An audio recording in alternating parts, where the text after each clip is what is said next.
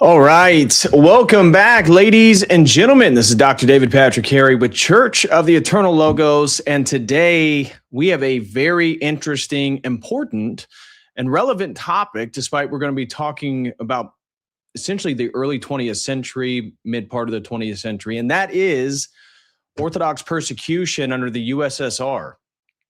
So a major shout out and thank you goes out to Robert for sponsoring today's stream, in which his initial request was to cover a book that some of you guys may be familiar with. We actually heard a little bit about it in the interview I did with Father Michael Marcantoni over in Nashville, Tennessee. And it had to do with Father Arseny, priest, prisoner, and spiritual father. And so I looked into the book and then asked him if we could expand the topic to talk more generally, not just about that particular book, but about Orthodox persecution in Russia, generally speaking. And this isn't a topic that I knew a lot about. I probably knew what the average person knows about, or the average Orthodox person, I should say, knows about what went on regarding the new martyrs and some of our, the martyrdom of Tsar Nicholas and his family. But it was very interesting to dive into the sort of internal workings of the Orthodox Church during this period. And I came across a lot of things and learned a lot of stuff that I wasn't aware of. So I'm going to be presenting a lot of that to you guys. And I pulled, and there's a fantastic book. We'll be going over it today. I'm not reading the whole book to you guys, but it's a book called The Russian Church Under the Soviet Regime from 1917 to 1982. It's by Dmitry Pospilovsky. And it is essentially considered the number one academic historical it's not a primary source, but it's from the mid 1980s, talking about the transitions of the church and how some of the reforms they're wanting to make. And we'll go back to the Patriarchate, which Peter the Great actually ended. We'll get into some of that stuff today. So I have so many videos we're going to be covering. We'll be looking at how the Bolsheviks took over Russia. We'll be looking at the destruction of church property, their confiscation of their property, destruction of churches, monasteries, schools, the outlawing of Orthodox Christianity generally speaking. We'll be looking at some of the tortures that people experience in the gulags. I have a video on the Holodomor. If you guys aren't familiar with that, it's definitely a historical item most of you should be familiar with. And I have a section that I want to read a little bit from the Russian Church under the Soviet regime book. And this is an out of print book that if you can get your hands on, you absolutely should. Like, one of my goals is to find some good copies of this book. It is fantastic. I read it through archive.org. So I borrowed it through my archive.org account. And that's how I got access to basically the book. So we'll be covering that. I had little sections. We can check out Father Arseny. And one of the requests by Robert today was whether I thought Father Arseny was a real historical person. And I will say I have come to a definitive decision on that topic. And I'm going to side with basically the researchers of St. Vladimir's Press, who printed the second copy of the book, Father Arseny, Priest, Prisoner, and Spiritual Father. And we'll get into that later. Now, this is a debated topic, although it seems to be, the more I looked into it, fairly conclusive, that Father Arseny is really a composite figure of actual priests and bishops that died in the Gulag. So we'll be looking at some of the testimonies and experiences of people in the gulags. And then I have a list of some very important saints and martyrs during this period. So we will be covering the history of the USSR, some of the different eras of persecution, some of the important saints and martyrs.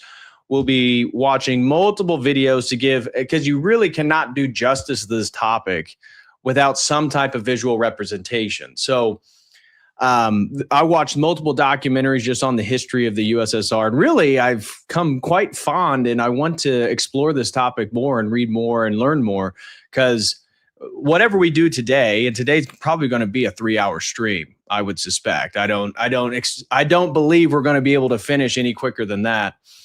But there's so much to get into. I mean, you could do a whole stream just on the Bolshevik Revolution, which maybe if anybody would like to sponsor a stream like that in the future, because like this stream in particular took me multiple days. As I said, I read through 2 different books, watched multiple documentaries, found all these different sources and citations. Like, for example, one of the things we'll be reading today is Vladimir Lenin's 1905 article on socialism and religion, which really sets the standard for Marxist-Leninism, their atheism, and their animosity towards religion.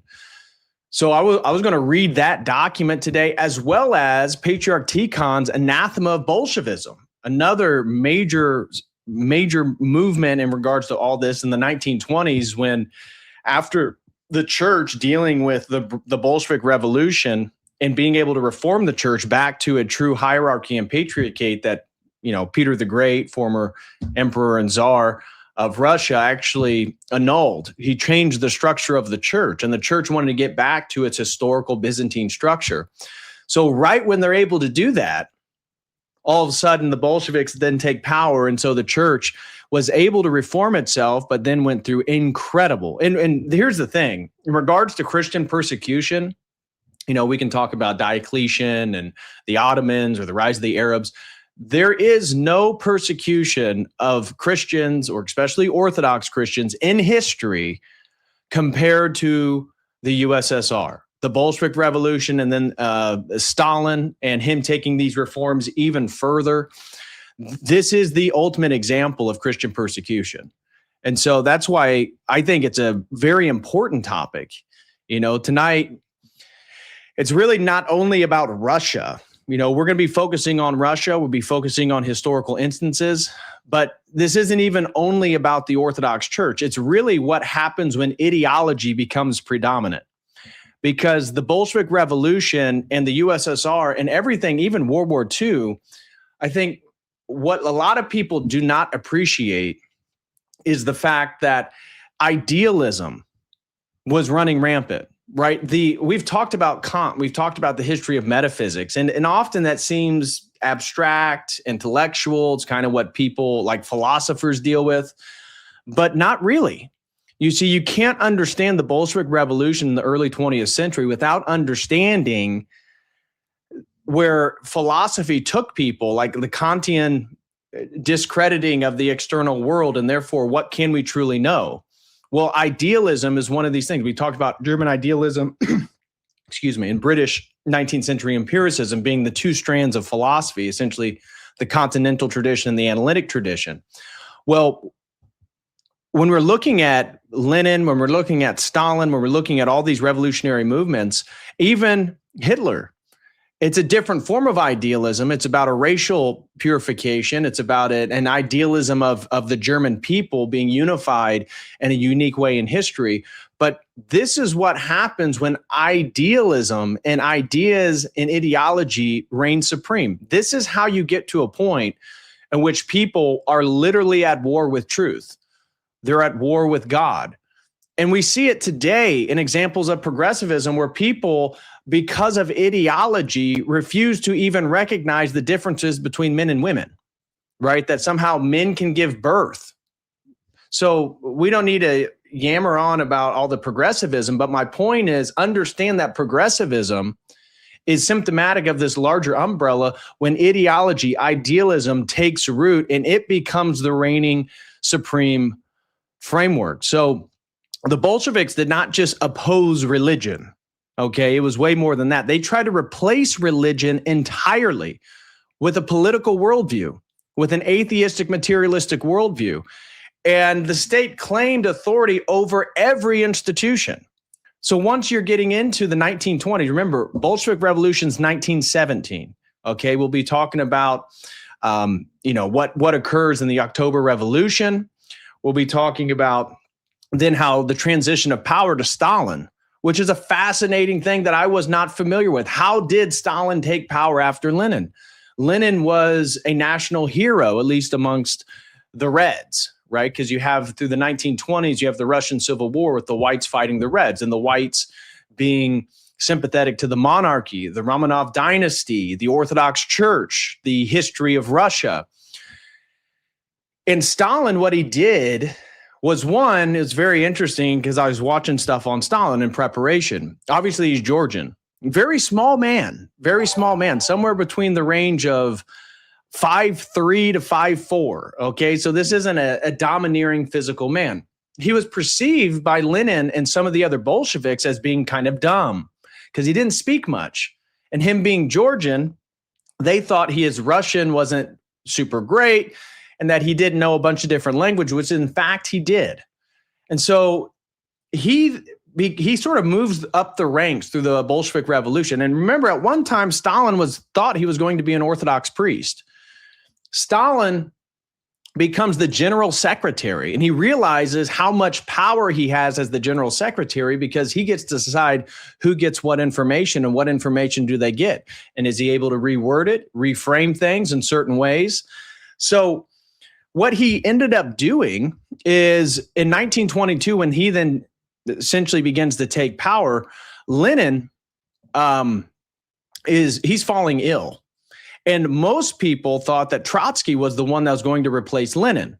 However, one of the brilliant things that Stalin did, because Trotsky during this time, the father of neoconservatism, we've talked about that in America. The whole neoconservative movement is actually an outshoot of the Bolshevik Revolution when Leon Trotsky comes westward and establishes his basically a Marxist ideology in the disguise of Western capitalism. And Stalin, being aware that Trotsky, most of the intelligentsia believed Trotsky is going to take power after Lenin, but Stalin's not going to let that happen. He was doing everything, all the machinating endeavors he had to make sure that he takes power. Knows that Trotsky had a problem with fainting. He had these spells where he would faint. And Stalin was utilizing his relationships with people, his connections to galvanize the communists and the sympathizers to the Bolsheviks to be on his side. He was essentially doing politics, as you would expect today, by getting the general opinion on his side. Now, Trotsky, those in power thought Trotsky's going to take power. He's the natural successor. However, Trotsky did not try to get the appeal of the people. And Stalin, when Lenin begins to fall ill, Stalin sends Trotsky to Georgia because he's kind of getting uppity Well, Trotsky ends up agreeing because he does have these fainting spells, but he, in his mind, is still going to then take over the USSR. Well, Stalin then commemorates Lenin. Lenin ends up dying while Trotsky's in Georgia. And this is how Stalin is able to migrate the personality cult of Lenin onto himself, because he's the one there to eulogize Lenin. He's the one there to make sure that Lenin's dream of the revolution continues forward. And from that point forward, of course, then you have the Great Purge, and Stalin makes sure there is no other competitor to him until he ends up dying in 1953. So fascinating. Again, the internal dynamics of the USSR, fascinating. But realize when the Bolsheviks take over and they outlaw Christianity and they confiscate all church property, they take over all education. Christian education becomes illegal. They are the arbiters of what is moral at that point. They decide what is true and false in history. They rewrite books. They decide what the family life should be like. They outlaw baptisms, weddings of any sort of commemoration of Christianity, all that stuff gone. Public speech, human identity, all this is defined now by the state for the first time in history to such a degree. And so the church then becomes the natural enemy. Why? Well, the church taught that man belongs to God before he belongs to any state. That man is, the imago Dei. Man is made in the image of God. And it preserved an authority that is higher than the state. Well, that obviously is something that could potentially undermine the Bolsheviks and the USSR, and was then labeled as an enemy of the state. It makes Christianity essentially a rival to the revolution, because Orthodoxy is not a revolutionary movement. Orthodoxy is a traditional, historical continuation of Christ's church.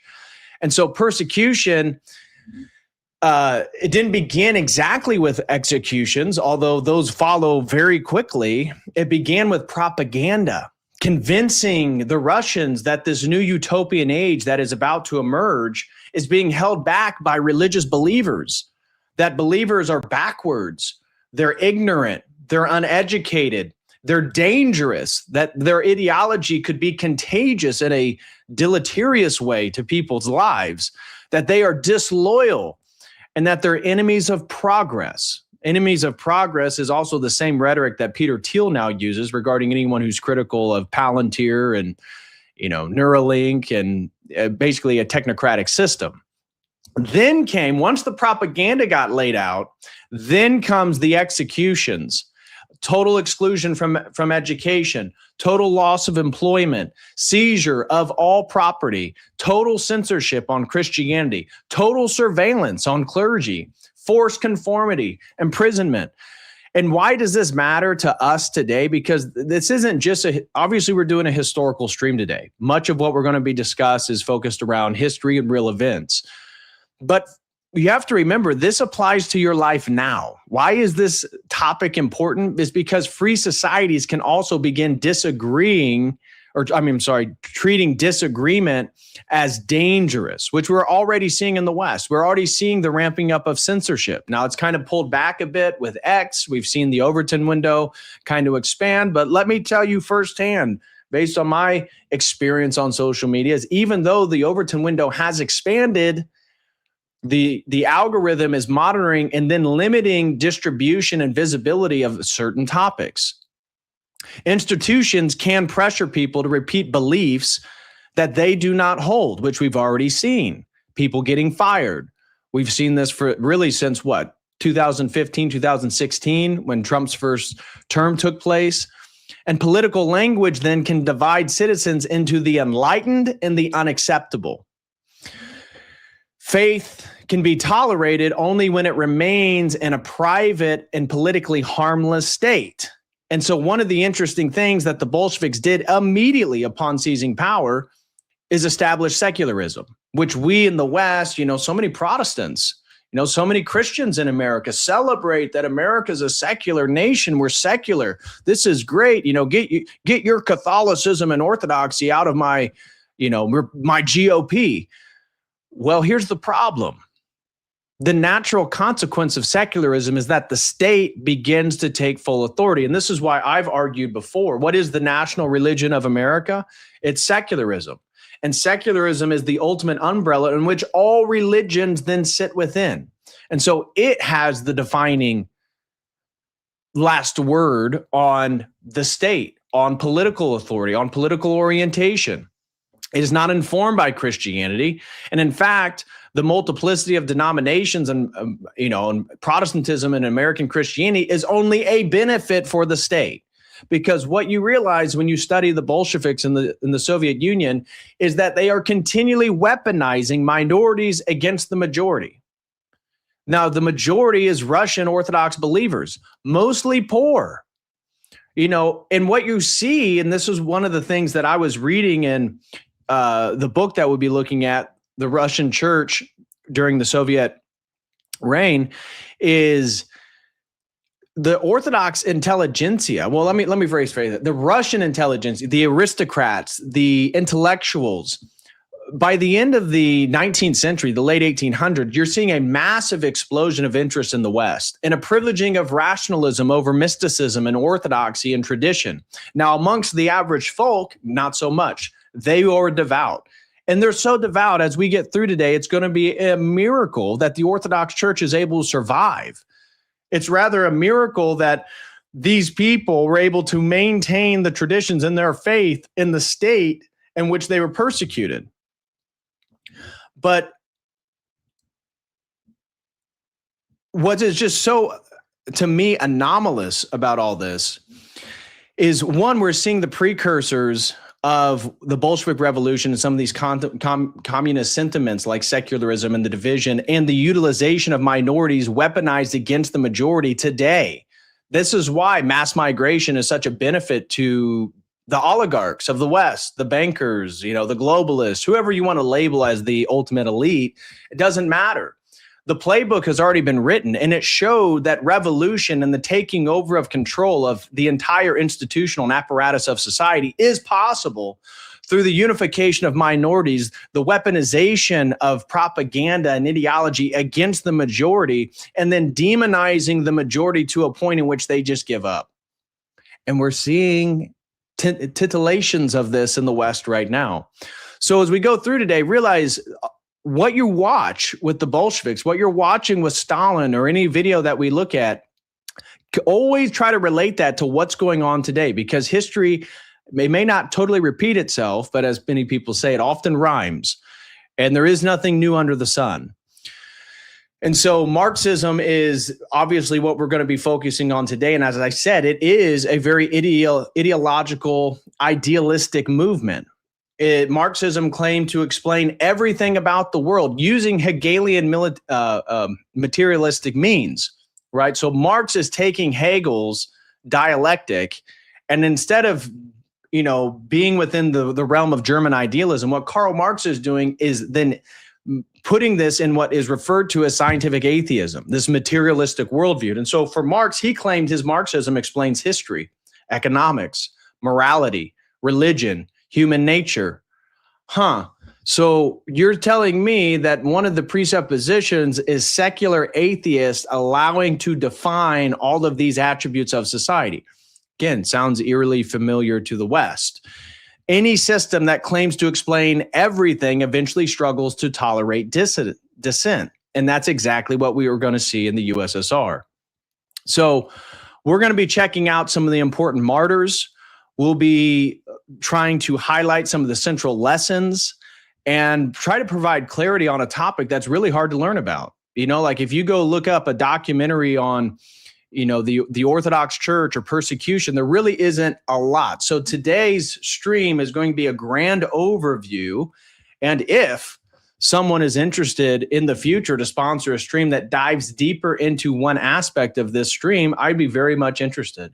I think this is a really important topic, and it's an underappreciated and researched topic, at least for my YouTube channel. I haven't done a great job talking about it. So we're going to begin with watching a video here, but smash that like.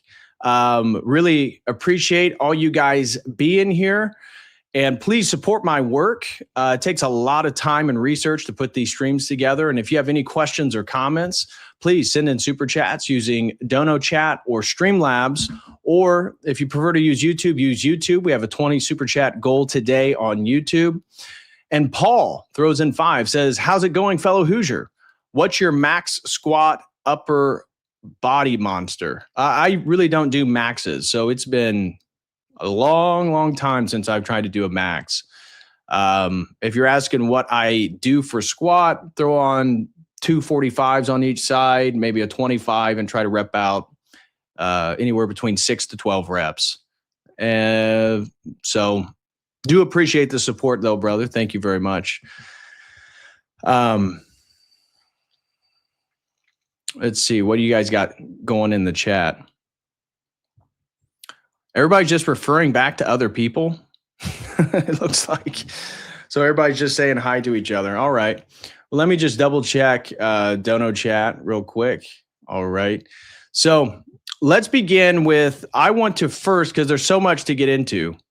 I want to first begin with an overview on how the Bolsheviks took over. So let me show you a little bit of what we're going to be getting into. Oh, thank you very much. David James Flood gifted a Codal Crew membership. Thank you very much, David James. God bless you, brother. Really appreciate it. Let me pull up. Okay, so here is I want to go over this at some point. This is Vladimir Lenin's Socialism and Religion. And this was massive. This was published in 1905 and was seen by all of the Reds, many of the Bolsheviks, the sympathizers of communism, and basically laid out his worldview as it relates to Christianity and religion. Now, interestingly enough, there's another topic we could go to. Now, maybe if we hit the super chat goal and you guys are interested enough, one of the YouTube channels that we're going to be watching today it's all focused on the Cold War, but he makes really good videos. And one of the things I was surprised is he's actually fairly honest. So this guy right here, we'll be watching this one at some point. This guy right here, he has the Cold War YouTube channel. And we're going to be watching at least a major swath of this video, maybe not so much on Islam, but how the USSR handled Christianity. Now, as you can see down here, he has another video that I watched, which is Judaism in the USSR during Stalin. Very interesting video because it does highlight, in fact, that some of the religions were treated differently. Now, was Judaism forced to not proselytize in public? Like Orthodoxy? Yes, absolutely. The religion of the state was atheism. However, how many of you guys knew that they allowed for Yiddish was actually one of the, like, a dominant language? They had multiple educational texts in Yiddish and Hebrew. They had Hebrew schools. Now this was, and really in what they were forming were Jewish secular atheists. Very interesting history that he talks about and eventually establishes their own autonomous zone that failed in the far east of Russia. But this was actually some type of rival to Zionism. And because the Jewish communities, the diaspora communities, whether they be in the USSR or outside, were yearning for their homeland. And they needed a homeland, they needed a territory to become politically engaged in like global geopolitics. So you have then a fight between the atheist secular Jews of the USSR and the more religious oriented Jews, again, questioning how many of the Ashkenazi that have led Israel are technically religious, still a major question. Again, it's interesting, but we would never disparage the greatest nation, our greatest ally, the only democracy in the Middle East. So, AI transcripting this video, we love Israel. We love Israel on this YouTube channel. Everyone in the chat will let you know that, YouTube AI. But right during the height, so during the 1940s, 1947, 48 is once Israel's officially established. Well, during this entire period, Stalin's also trying to figure out what to do with the atheist Jews. And so maybe we'll check this video out later, but we have so much to get into today. So the first thing I want to show you guys is how the Bolsheviks take over Russia. As I said, we're going to be looking at this book right here, The Russian Church Under the Soviet Regime from 1917 to 1982. Now, that was published in 1984, and anyone out there who is a bit of a head, you like to read, you like to learn, I'm telling you, this is one of the best books I could find. I used AI to try to give me what are the best books on, the USSR and Orthodoxy, or the Orthodox Church during communist persecution. And this one kept coming up, but then I started to look to buy one, couldn't find a copy. There's a few used copies. I was thinking about pulling the trigger on them, but I wanted to do this stream. I promised Robert that I'd get this stream done. So I ended up finding copies over on archive.org. And if you have an account, you can just log in and borrow the book and read it. I'll click borrow later and we'll pull it up.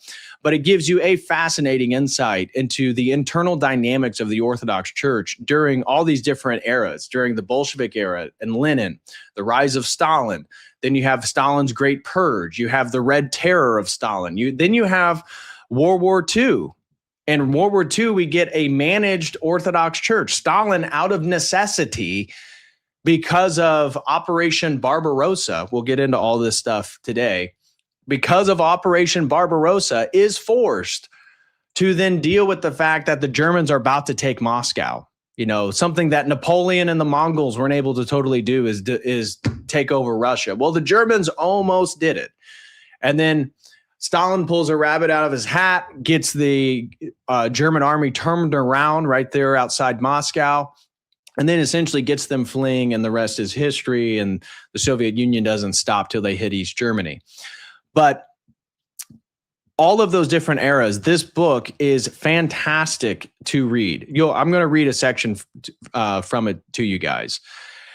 And then we'll look at some of these old videos that I found, like the persecuted church. These are videos during the USSR destroying churches. This is Patriarch Tikhon's famous anathema to the Bolsheviks, something where essentially he's putting his neck on the line to tell the Bolsheviks that the Orthodox Church is here. We are reformed. We have our patriarchate again.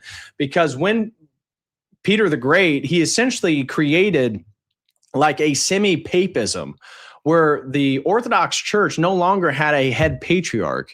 It actually had a lay representative that was in the cabinet of the czar, and he was in charge of the church. And when you read this book, which we'll get into, it highlights how the patriarch had to request to do everything. He had a request from the czar to go visit parishes. He had a request to go to this part of Russia, that thing, or this. And there was a synod that essentially looked over the church. So the church wanted to reform. It wanted to get back to its Byzantine hierarchical structure.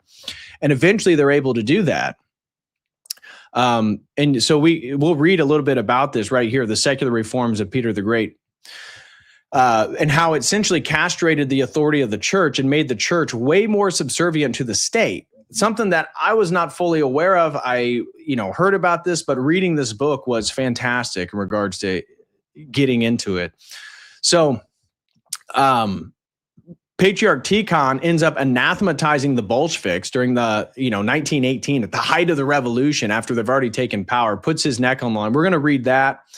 We'll watch a little bit about the great Patriarch Tikhon and what he did. We'll look at the USSR's war on God, and this has some video footage and AI stuff. But it has the script of the video is quality. So we'll check that out. This is a Catholic video from Vaticano. And it talks a little bit about the history of Christian persecution in the Soviet Union, but they keep referring to, they have like one Orthodox priest, and then they talk to the Catholics for some reason. This is a fantastic video we'll be watching on how the USSR handled Christianity and Islam. And this video here on a brief history of the worst man-made famines, the Holodomor. And if you guys want, we're not going to watch any of this, but Orthodox Ethos has a great series on the new martyrs of Russia. So check that out if you guys want. I'll share links. We'll discuss a little bit about Father Arseny. Remember, Father Michael talked about the book Father Arseny right here, Priest, Prisoner, Spiritual Father. And one of the things that Robert asked is, what do I think about Father Arseni? Do I think that he's a real person? So I started looking stuff up, and just real quickly online, I found people appealing that Father Arseni should be a saint. And I thought, oh, well, it looks like he's real. He's up for canonization. But actually, St. Tikhon's University in Moscow in 2017 did a study to find out whether Father Arseni was a real person. And I think I'm going to side with St. Tikhon's University in Moscow regarding this topic, arguing that he's sort of a composite figure of a lot of things going on. And then, this was the person when Peter the Great changed the structure of the Orthodox Church in Russia. They had what was called the Ober Procurator. And he was in charge of essentially the lay head of the Russian Orthodox Church and a member of the Tsar's cabinet.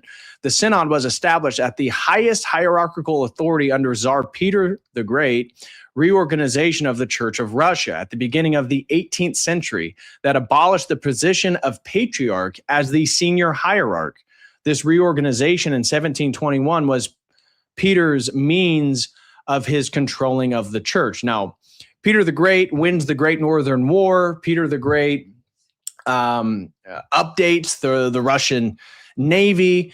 All this different. He did good things for Russia, but we've talked about before. One of the problems with Peter the Great is that he viewed and idolized the West, and because of his dream of Russia being like the industrial and economic engine of Western Europe, he was very open to reforming the church. And in fact, in many seminaries, the language that was used for theological education was Latin. And he even was a promoter of sending Orthodox seminarians to the West to Catholic institutions. So Peter the Great, even though he did a lot of great things, really was not a patron of the Orthodox Church to a degree that we would appreciate. One of the reasons why he's certainly not a saint of the church, but that was a little bit of the structure. We'll get into then the living church. The living church is the sort of false church that the Bolsheviks and the USSR tried to establish as the one that they can control in opposition to the true Russian Orthodox Church. Of course, we'll talk about Patriarch Tikhon, Patriarch Sergius of Moscow. He's going to come up. Very interesting figure. In this history, Polspilovsky doesn't really hold punches. You can tell he's not a huge fan of Sergius. What Patriarch Sergius does, what makes him unique, is he's the one that actually issues loyalty to the Soviet government. So starting in 1927, this is after Patriarch Tikhon, who anathematizes the Bolsheviks. Persecution, execution, gulag system. Gulags really get further developed under Stalin, but all that's in place. And Patriarch Tikhon says, hell no, we don't stand up for it. And the reason why the Bolsheviks never killed Patriarch Tikhon is because he was so beloved that the last thing they wanted to do was to create him as a martyr, because they were afraid that the peasants would actually uprise and overthrow the Bolsheviks. So they didn't. Well, once he dies, then they have to find who's going to be leading the church. Patriarch Sergius of Moscow emerges. And I'm not here to demean him. There's people, again, in the Orthodox world that say what he did was necessary. It's actually a controversial topic. And what he ends up doing is in 1927, he pursued a policy of unconditional loyalty to the Soviet government, which led to significant criticism of him and the separation of some lay people and clerics from the church. Now, it's debated. Some people argue that Patriarch Sergius preserved the Orthodox Church by doing this. Others say you have stepped on the grave of all the martyrs that were willingly giving their lives to proclaim the truth. So it's a very contentious topic, but we'll touch into that just a little bit. And then you have Joseph Petrovic. He was a bishop of the Russian Orthodox Church, Metropolitan of Petrograd, and he is the opposite of Sergius. So when Sergius said he had full loyalty to the Soviet Union, he refused to accept that declaration in 1927. And his transfer to the Diocese of Odessa, he became the leader of the Josephite movement, which were people who were following him in opposition to Patriarch Sergius. In 1937, he was murdered during the Great Purge of Stalin. So he maintained his outspokenness against them, despite what Patriarch Sergius did. And then Antony Karpovitsky, he was a bishop. He's the first hierarch of Rokor.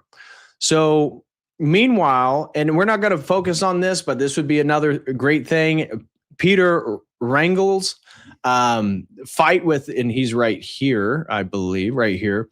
Peter Wrangel, he led the White Army during the Russian Civil War. And he was a great military mind, very Orthodox, very Russian. And so when Peter was defeated in the last battle, the White Army fled in South Russia in 1920. Antony, he immigrated in 1921 and settled in Serbia. And that's where then him and other Russian bishops in exile established Rokor, the Russian Orthodox Church outside Russia. And he becomes the very first hierarch of Rokor. And here's their headquarters there in New York. Many people fled the United States. Many people fled to Western Europe. And we can talk a little bit about that later. Again, any of these topics are like a stream in and of themselves. The White Movement, the Russian Civil War, that's a whole stream in and of itself. The Catacomb Church, Father Peter Heers has talked a little bit about that. We're not going to have enough time to focus on and diving into the Catacomb Church. We're really going to be focusing on persecution. And then I have a document that I put together, and we'll go over some of this in between some of the YouTube videos for today, giving you like a grand overview. This one begins with the internal politics of the church that I got from this book here. So I basically distilled that into part of the study guide. Then we go over the history of persecution during each era of the USSR. And then I have a section on martyrs, hieromartyrs, confessors, stuff like that. So that's what we got planned for today. Yeah, Tikhon was poisoned. A lot of people believe that. I think it's very, very probable. Very, very probable. Patesti prison. I've already done a whole stream on that. So anybody who wants to hear about, again, Romania becomes under the USSR's grip after World War II. So that's when the USSR expands westward and ends up taking over more territories. The Patesti experiment is one of the worst human atrocities in human history, often overlooked. And I have a whole stream discussing the Patesti experiment. That was actually another sponsored stream previously. So we're not even going to be touching on the Patesti experiment because there's so much to discuss. But if you're interested, I have a whole 3-hour stream just on that as well. Sergius was put in a very unenviable position. He was. And that's why I don't even have a strong opinion on Patriarch Sergius, because you can see both sides of it. I mean, he's trying to preserve the Orthodox Church. He's literally watching bishops, priests being killed, sent off to the gulags. He's seeing just faithful people being shot in mass graves. So in an attempt to protect them, he declares that the church has loyalty to the Soviet Union. But at the same time, think of all the people that refused to bend the knee and died as heroic martyrs. It made a lot of people mad. I was told that Patriarch Saint Tikhon was drugged to death by the Bolsheviks. Yeah, very, very probable. A lot of people believe that. I believe that that's probably what happened. Absolutely. But they didn't want to just kill him. That was one of the problems they had with Patriarch Tikhon, is he was beloved by the people. As we'll read, he anathematizes the Bolsheviks. So he was not holding punches like Patriarch Sergius or other people did. But again, the historical consequences changed. So, yeah, the Romanian commies did things the Soviets refused to do. That is true. The Patesti experiment is essentially, and it sort of even correlates. We've done things on MK Ultra and brain control, mind washing, stuff like that. And we've talked about how these psychic driving methods of how you shatter the personality of someone, right? So that they can be reprogrammed, Manchurian candidates type stuff. This is what MK Ultra was doing in the 1950s. Well, the Patesti experiment begins in the late 1940s and breaches into the 1950s. And you can't help but think, was Ewan Cameron and some of those doctors that developed psychic driving, playing something on repeat over and over, traumatizing people till their psyches fracture, were they reading research articles going on in Patesti? I don't know. Makes you think. Okay. So here we're going to begin, and we're going to watch this on how did the Bolsheviks take over Russia, because this is huge for setting the stage for everything we're going to be talking about. We're going to try to move in somewhat of a chronological order today. So here's the first video. How did the Bolsheviks take over Russia?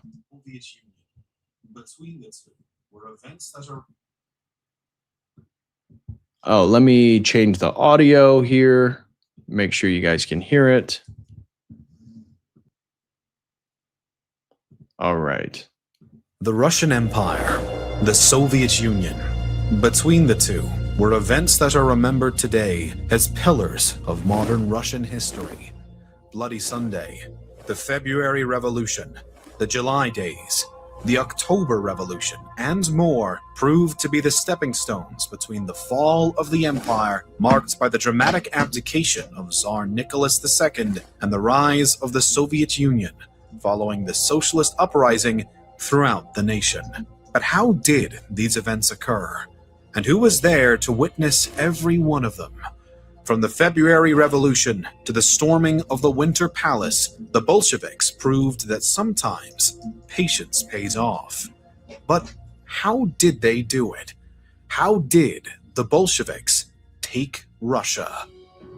Before the Bolsheviks was the Russian Social Democratic Labor Party. The RSDLP was not by any means the first Marxist nor revolutionary organization in Russia, as the Narodniks and emancipation of labor groups had already existed, but it was the RSDLP that would birth the Bolsheviks directly. Despite only having been founded in 1898, by 1903, the party had hit an unsurpassable roadblock. A divide had been formed in the party, and since none could close it, the RSDLP instead was eventually split into two new groups, the Mensheviks and the Bolsheviks. By this point, though, the Bolsheviks would not only have to compete with their colleagues turned rivals, they were also facing the overwhelming popularity of the Social Revolutionary Party, which immensely outnumbered both the Mensheviks and Bolsheviks from the start. Nevertheless, the luck of the Bolsheviks and their rivals began to grow only a couple of years after the birth of the party due to one of the Tsardom's biggest blunders, Bloody Sunday. This day, when Russian soldiers opened fire on unarmed civilian protesters in Petrograd in January of 1905, was like a sledgehammer to the already crumbling foundation of the Tsar's power. Now, remember, we covered a whole stream on Tsar Nicholas and the context that he was existing in. Now, remember, he was also thrown in a very difficult position, historically speaking. Now, he did great things. He industrialized Russia. He expanded the railway system. But he had a couple major failures. One of those was the Russo-Japanese War, where Russia, as this great empire and being perceived in many ways as backwards, but comparable in manpower to these Western European nations, ends up losing a humiliating war against the Japanese. And then that leads into World War I, in which Russia lost tons and tons of men. And then Tsar Nicholas ends up taking charge and everything goes to hell. And he tarnishes his entire reputation because of what unfolds in World War I, eventually leading him to abdicate the monarchy. So we covered a lot of that stuff and how, could another person in history have done a better job than Tsar Nicholas? There's plenty to criticize. Also, he was a very pious man. His family was very, very pious. We talked a little bit about that as well in the stream. So keep all that in mind when they're talking about the rise of the Bolsheviks, realizing that this sentiment, this revolutionary sentiment, was already going on in Europe. Okay, 1849, 1848, these are the most revolutionary years in world history. Almost every country in Europe has some type of revolution, and it's very much tied with socialism. And you get Marx, and then you get Marxism, and all this stuff starts following where Alexander, the Tsar before Nicholas, his father, was already dealing with these revolutionaries and took strict action against them. And they used this as propaganda to paint the Tsar as basically an enemy of the people. So refer back to my stream on Tsar Nicholas and Rasputin. We cover all that stuff to give you a better historical context of the world that Tsar Nicholas was in. Respect and adoration for the Tsar plummeted, and many began to turn to groups such as the Social Revolutionaries and Bolsheviks for action. Strikes, protests, and a general revolutionary spirit followed this catastrophe, which put the Bolsheviks in the perfect position to build up their ranks and convince more and more Russians that the kind of revolution they wanted was not only beneficial, but now necessary to remove Bloody Nicholas and his rotten regime.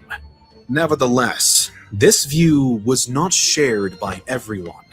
Additionally, Vladimir Lenin was persistent about the need for aggressive action to be taken by his Bolsheviks, but this was strongly contested by the rival Mensheviks. While the group may no longer have shared a party, the Bolsheviks still only numbered around 30,000 members by this point in time, which was even 5,000 less than the Mensheviks. The Bolsheviks would take another hit only a few years after the outbreak of the 1905 revolution, as well as when Vladimir Lenin was pushed into exile for the second time.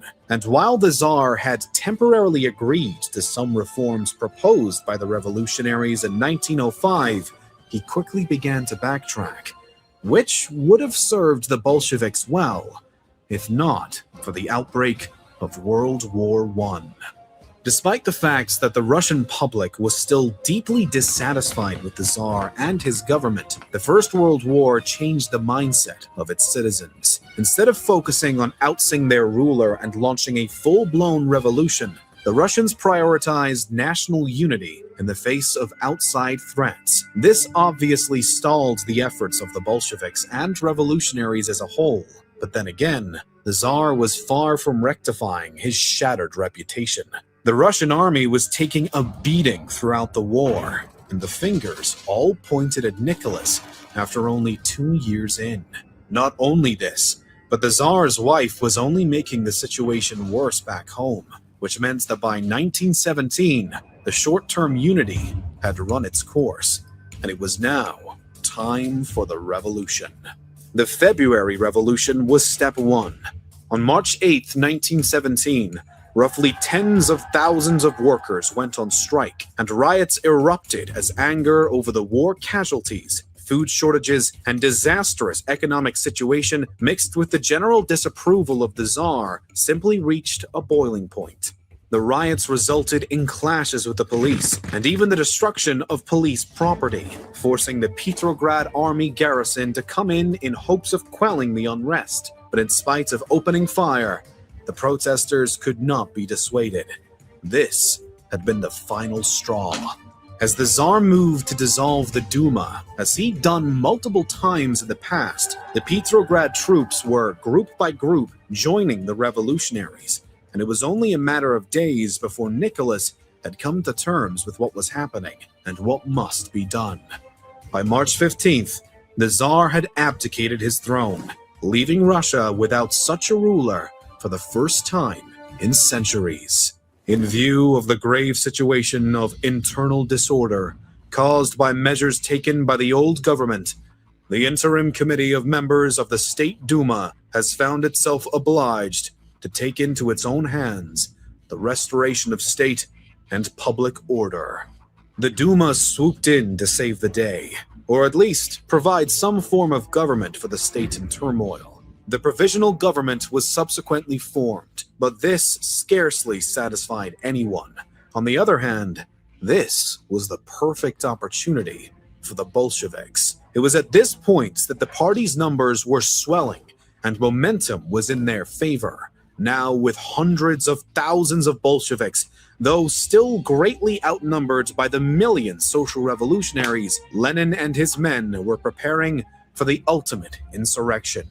By midway through July, armed protests erupted yet again, this time against the provisional government, known as the July Days. The demonstrations may have seemed promising at one point, but the enthusiasm and success quickly dwindled. The government reacted with a heavy hand against the Bolsheviks, and Lenin was yet again sent into exile. Yeah, that's a theme within history, guys. Get Wrecked Scrub says the Rothschilds were funding both sides. Yes, absolutely, they were funding both sides. They're always funding both sides. They were funding both sides of World War II. They funded the Mao Revolution in China. So keep in mind, so we're looking at 1917 right here, and this is the Bolshevik Revolution. Well, 1920s, eventually you get Stalin in place, and you really get a consolidation of force. Because one of the differences between Lenin and Stalin is out of necessity in many ways for Lenin is they wanted all these different republics, all these different provinces, these different areas within the Russia proper that had minorities, and for like the Chechenians, they had Muslims, to essentially adopt their own Bolshevik structure and become locally governed. And then those local governments then appealed back to the central government. But what Stalin does is he abolishes the power of the local government and their local administrations, and he centralizes everything completely. So he takes the structure that Lenin gave him, and then he centralizes it even more. But my point with the Rothschilds, World War II, they're funding both sides. I mean, if nobody's looked into the history of Prescott Bush, one of the great grandfathers of the Bush family, we're talking about George W. Bush and his father, George Herbert Bush. He was making deals with both the Nazis. The Rothschilds were funding both the Nazis, the USSR, the West. When Mao Zedong has his Cultural Revolution in China in the 1960s, where's he getting his money from? Well, I believe Mao was actually educated in the West. Just like, interestingly enough, Kim Jong-un. But Kim Jong-un went to college in like Switzerland. So it's funny, again, you learn about history and you realize the same power brokers tend to be on both sides of everything. So major thank you to Caleb for gifting a Coda Crew membership. God bless you, brother. Thank you very much for that. And James Ryan became a Coda Crew member. Thank you very much, James, for your support. And a major thank you to Austin DeTulio. Shout out to Austin. Did you make it to DebateCon, the most recent one? Austin, I don't know if you made it to DebateCon. I met Austin at DebateCon in Nashville last November. So thank you so much, brother, for the support. Really appreciate it. The Bombasticus throws in 5, says Stalin, Lenin, Mao, and others were part of a certain secret society. Also, Hitler was funded by the tiny hats, and he was one himself. Yes. This channel does not promote any sort of noticing or pattern recognition. We don't do that here. Okay. We just have blind loyalty and faith regarding everything. Our greatest ally, those little evil Palestinians, and them persecuting the chosen people. So, I don't know where you're going, Bombasticus, but maybe you're in the wrong neck of the woods. I'm kidding. But no, for sure. That's why I was saying maybe later in the video or this stream, we can actually check out the one on the interesting status that Judaism had, because it was a privileged religion among all the religions during the USSR. And they certainly made concessions to Judaism that they did not make towards other groups, most specifically the Orthodox Christians. They had the most severe persecution of any of the religious groups. Judaism gets a little bit of a pass in certain regards. Now, again, they can't promote the Old Testament. They can't promote the idea of God, but they certainly don't have to give up on their cultural and ethnic heritage, which is very interesting because it's not the case for the Slavs, the Orthodox Slavs. But thank you so much, the Bombasticus, for the $5 super chat. Really appreciate that, my man. And over on Dono Chat, my friend and fellow member of the Logos Academy, Matt Scroggins, throws in 10, says, super chat against the godless demonic commies. Yes. And that's certainly what we're watching, is the demonic influence of the Bolshevik Revolution. There's no doubt about that. These people are driven by a hatred, a unique hatred of people. So, all right, let's finish this video. We'll get into then Stalin. Again, this is something that I imagine most of you guys have probably never read or even looked at. Stalin's famous article on socialism and religion. Now, this is historically noteworthy because it galvanized tons of these communists and socialists and talks about how bad the religious people are. So we're going to get into that next. It seems that the momentum his party had been riding had fizzled out much too quickly. But if one thing was true about the Bolsheviks, it's that they were determined to an admirable degree. This would not be the end of their fight. Lenin returned to Russia in October as the popularity of the provisional government was essentially non-existent. This meant that even though the Bolsheviks looked to be down for the count when Lenin left, upon his return, they were suddenly in a position to catapult to the top of the totem pole. Recognizing this opportunity, the Bolsheviks began to seize and occupy government offices by the start of November, and days later stormed the Winter Palace. The provisional government was crumbling, and the Bolsheviks were the cause. This was the moment that the Bolsheviks took Russia.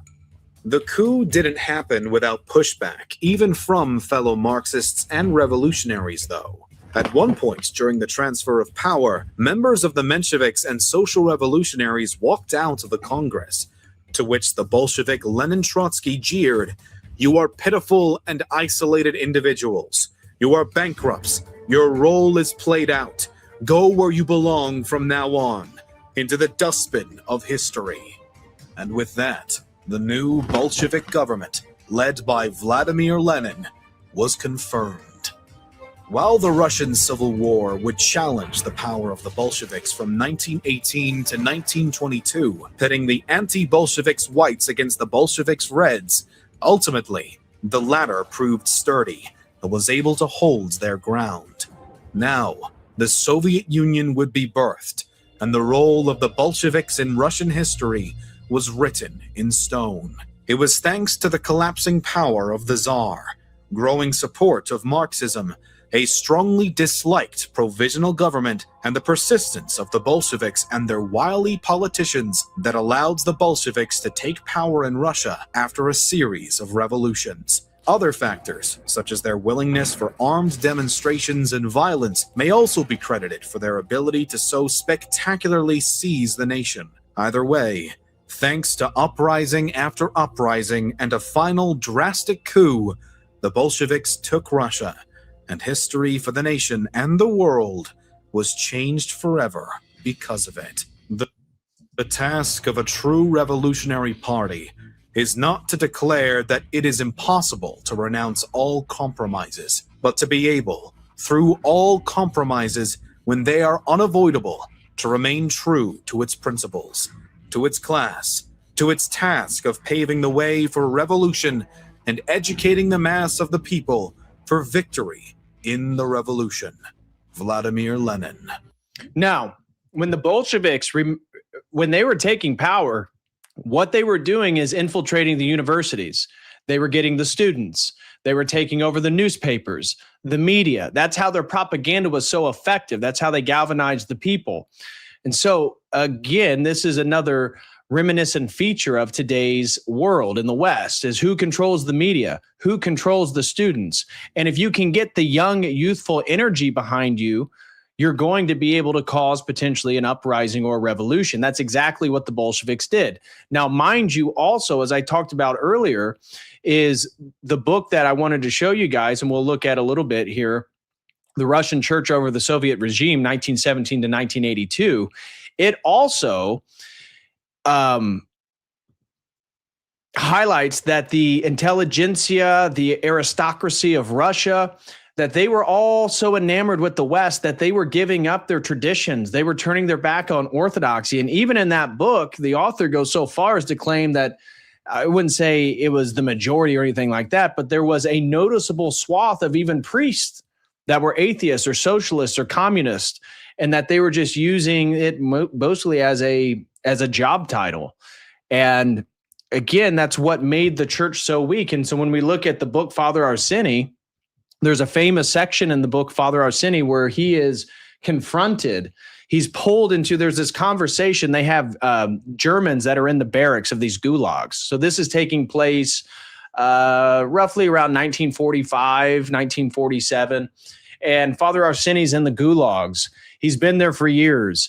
And he's begrown, this reputation as a spiritual man, that he helps people that don't like him. He takes care of the ill while they're getting ready to die, and that monks and nuns and other Orthodox Christians, before they're going to die in the gulags, will go to him to do confession before they pass.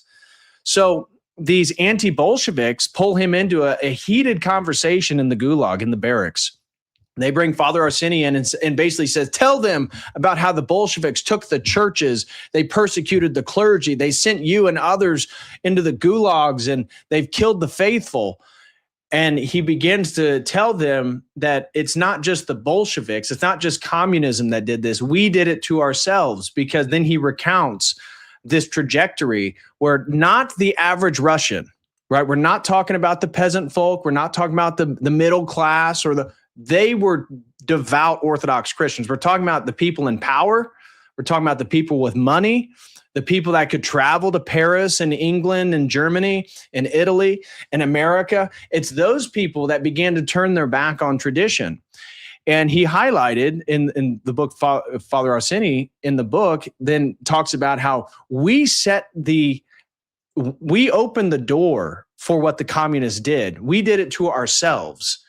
And the anti-Bolshevik communists said, oh my God, you're a sympathizer. No, the whole point is that every decision you and I make contributes to the prison planet we're on, right? This is the whole thing that I was talking about with Father Michael Marcantoni when we're discussing spiritual warfare. What was the whole meaning of that stream? And people were upset. They're bringing up Epstein, Epstein. Well, what are we going to do about the Epstein? Well, what can you do about Epstein? Again, if we lived in a society, a moral, traditional Christian society, the Epstein fiasco wouldn't even be able to exist.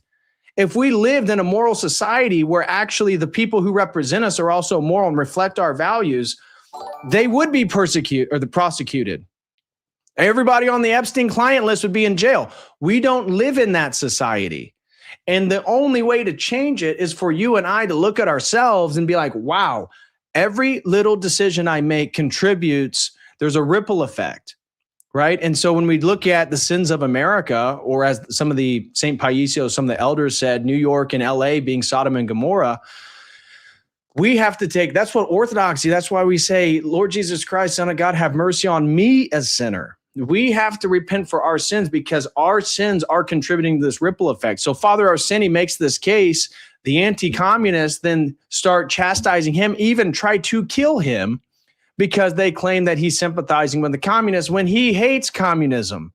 His whole point is that people are scapegoating the world onto other forces. Now, this is not to dismiss the Bolsheviks as demonic heathens and what they did to destroy Russia. Of course not. The point is a deeper spiritual message that you and I actually dictate aspects of our society by the individual choices you and I make.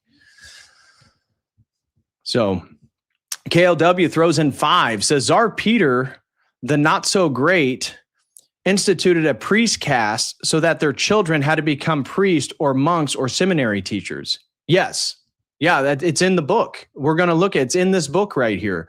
He literally says how he basically prohibited the children of priests from ever participating in, I don't even know, normal society, secular society. Of course, Russia wasn't secular at that point. We're talking about Peter the Great, Tsar Peter the Great.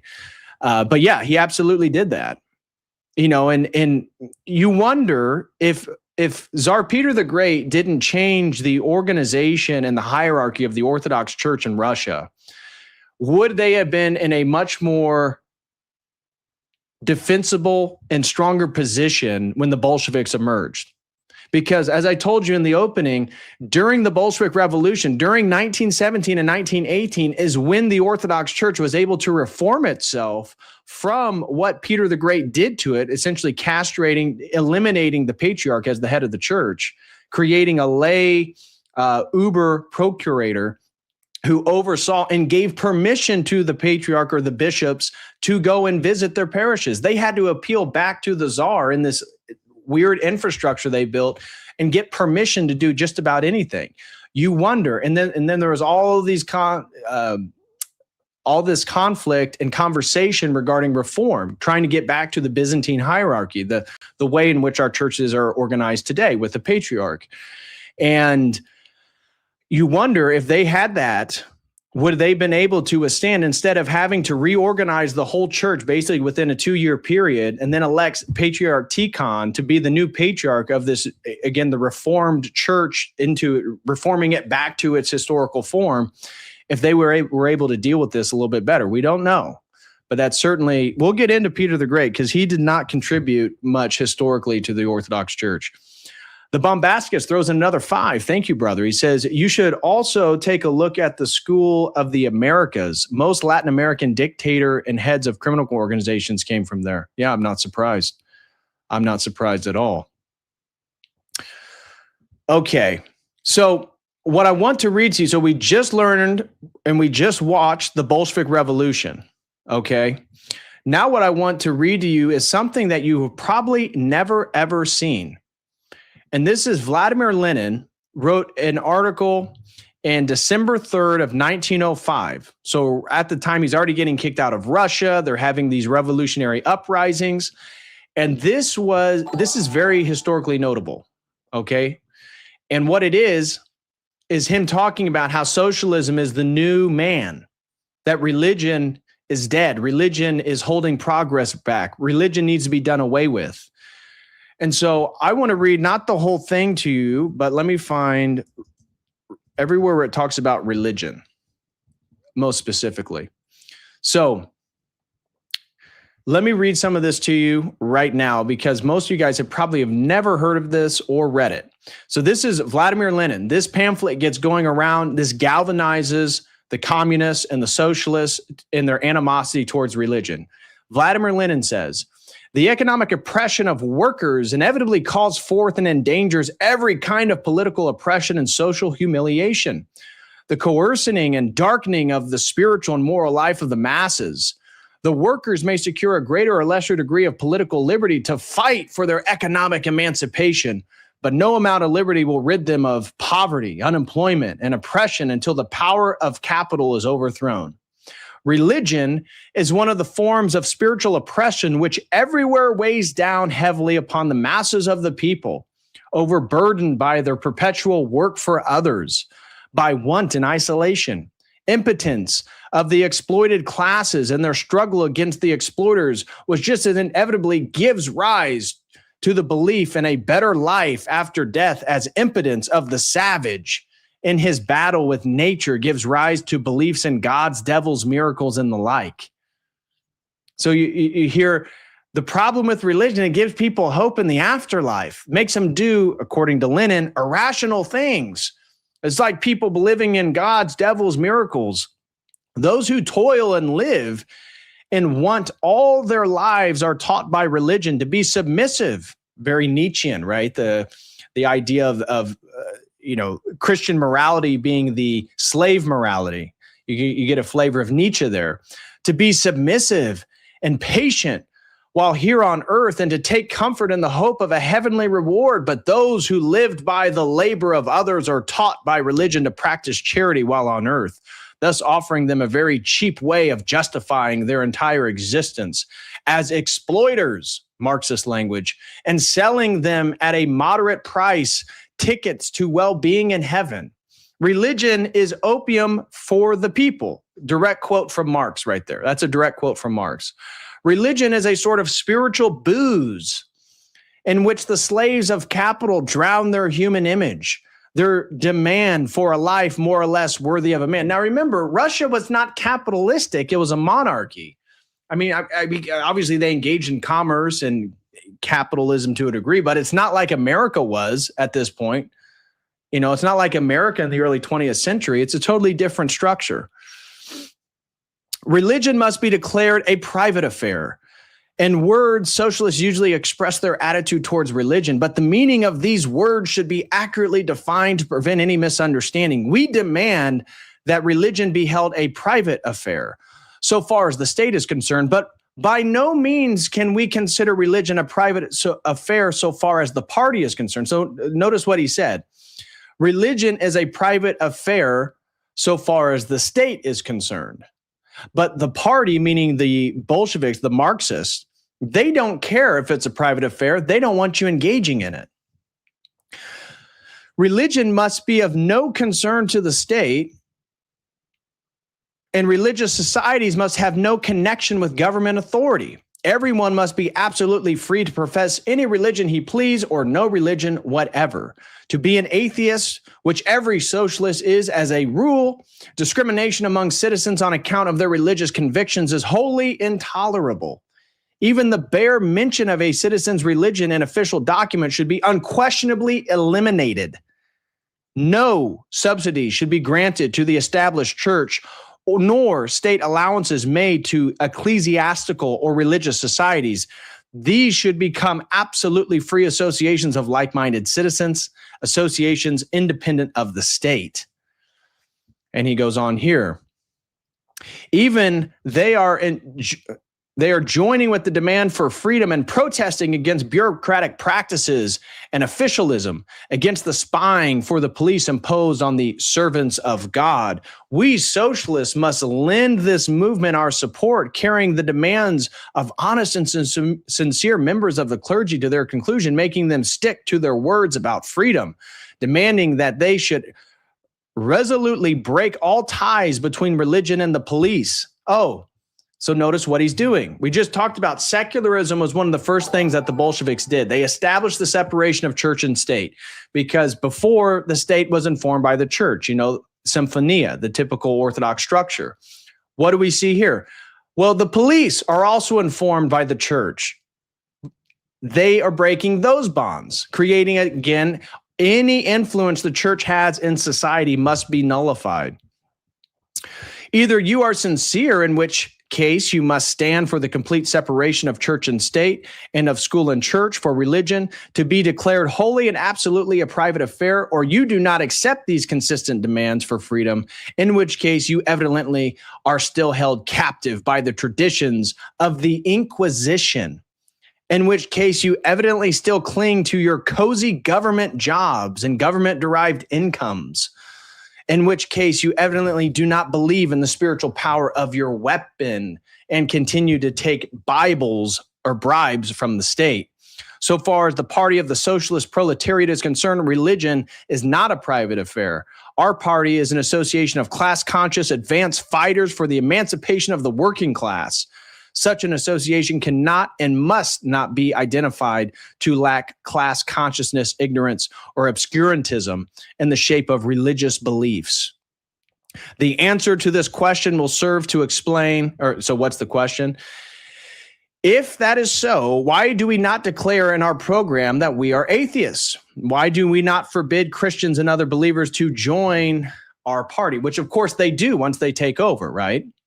So right now they're trying to appeal to Christians. You just need to create a secular state, guys. The answer to this question will serve to explain the very important difference in the way the question of religion is presented by the bourgeois Democrats and the social Democrats. Our program is based entirely on the scientific and moreover the materialist world outlook. An explanation of our program, therefore, necessarily includes an explanation of the true historical and economic roots of religious fog. Our propaganda necessarily includes the propaganda of atheism, the publication of the appropriate scientific literature, which the autocratic feudal government has hitherto strictly forbidden. Yeah, thank God. Thank God the Russian government was banning this shit so people couldn't read it. Absolutely. And persecuted must now form one of the fields of our party work. We shall now probably have to follow the advice Engels once gave to the German socialists to translate and widely disseminate the literature of the 18th century French enlighteners and atheists. Now, we did a whole course in the Logos Academy on the Orthodox Survival course by Father Seraphim Rose. And if anyone out there has read the Orthodox Survival course by Father Seraphim Rose, you know that about 3 to 4 chapters of that, was it 13 chapter lecture series, is about the French Revolution. And he emphasizes that the West underappreciates the socialist and atheistic mentality of the French Revolution and how that went on to inform so many revolutions from that point forward. And so if you haven't read that, again, we have videos, we have the documents all covering that. Go sign up at the Logos Academy if you'd be interested. But everyone should go read the Orthodox Survival course. I did a whole course even providing more insight and context to everything that's in there. It's basically an intellectual history. Okay. So he is saying we need to then use, as Engels highlighted, we need to disseminate propaganda and literature just like the 18th century French enlighteners and atheists, a la the French Revolution. But under no circumstances ought we fall into the error of posing the religious question in an abstract, idealistic fashion as an intellectual question with class struggle, as it is not infrequently done by the radical Democrats among the bourgeois. So, anyways, you get the idea here. The revolutionary proletariat will succeed in making religion a really private affair, so far as the state is concerned. And in this political system cleansed of medieval mildew, the proletariat will wage a broad and open struggle for the elimination of economic slavery, the true source of the religious humbugging of mankind. And so here, this is a video I found from a YouTube channel titled Militant Atheism. Now, they post this video as some type of own against the Orthodox Christians, I take it. And in this video, it actually says something that we as Orthodox Christians would view something more as a miracle. The second half of this video is talking about how Lenin destroyed the largest Orthodox church in the world, which was just sitting outside Moscow. They blew it up. They totally destroyed it into small little pieces. And Lenin was then going to build a shrine to himself, making it the biggest statue in all of Russia. Turns out the land kept sinking into the ground when they wanted to build this statue of Lenin, which is an irony because it didn't sink when it had the largest church in the largest Orthodox church in the world sitting there. The land was totally fine. But when they destroyed the church and then wanted to build a statue of Lenin on top of it and this sort of shrine to communism and Bolshevism, the land kept sinking down. They couldn't even build the structure. I found that very funny. But this is a video posted by a militant atheist YouTube channel celebrating what the militant atheists did to the Orthodox Christians. Against the peasants. The Communist Party's campaign against the peasants was not just about land. It was an attempt to destroy much of traditional Russian culture and religion. Many of the early documents reveal the party's determination to eliminate the influence of the church. The man-made religion of communism could tolerate no rivals. The belief in God had to be destroyed. It was a holy war, but a war against the idea of the holy and the sacred, against the demands of conscience and a morality beyond politics. January 19th, 1918. Decree on freedom of conscience and of religious organizations. 1. There is a separation of church and state. 2. The conduct of state or other public legal social establishments will not include any religious rituals or ceremonies. 3. Religious vows and oaths are abolished. If necessary, only a solemn promise will be given. 4. No church or religious organization may have private property. They do not have the rights of legal persons. 5. All properties of churches and religious organizations in Russia are declared to be public property. Chairman of the... And so that was a huge thing. They confiscated all the property of the church. They made it illegal to educate children in the faith. They made it illegal to proselytize the faith in any way. And they basically bankrupted the entire church. This was one of the reasons why it gets in such a desperate position, because they have no land holdings and they are excluded from being recognized as I forget what the title exactly is, essentially as like a civil person. So the church cannot bring a lawsuit. The church cannot act against the government. They dissolve that. The only people, again, an individual priest could, file a lawsuit or something, but not the church as a body as a whole. They nullify its ability to react against the Bolsheviks in any single way. And then they've totally deprived of any income source. They confiscated all their property. They destroyed, hundreds of monasteries. One of the videos we'll talk about that we'll watch will discuss everything that was destroyed. And I forget the exact numbers. I'll wait till we get to it. But me guessing here from memory, there's a lot of information in my head. It was somewhere around like 10,000 or 100,000 churches and monasteries in Russia during the height of Tsar Nicholas's reign. And by the Red Terror of Stalin, there was only like 500 churches in all of Russia. 500 churches. I'm pretty sure it was 100,000 churches destroyed to the level of 500 left by, you're looking at the mid to late 1940s. Just absolutely decimates the church. Council of People's Commissars, Lenin.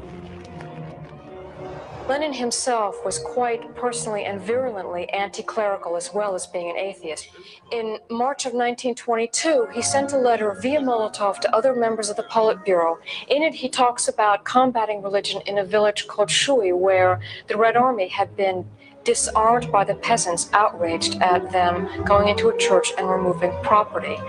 To Comrade Molotov, for the members of the Politburo, please make no copies for any reason. In regard to the occurrence at Shua, it is necessary right now to make a firm decision about a general plan of action. Now and only now, when people are being eaten in famine-stricken areas and hundreds, if not thousands of corpses lie on the roads, we can and therefore must pursue the removal of church property with the most frenzied and ruthless energy, and not hesitate to put down the least opposition. So did you hear that? While there's thousands of corpses lining the roads in Russia, Lenin sends a private letter to his commissars telling them, this is the time. You must be absolutely ruthless. Destroy, take everything you can from the churches. In order to secure for ourselves a fund of several 100 million gold rubles.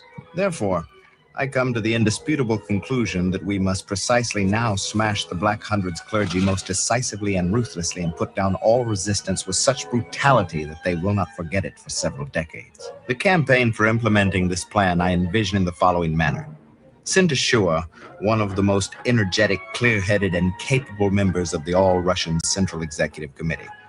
In Shua, he must arrest not less than several dozen representatives of the local clergy and the local petty bourgeoisie.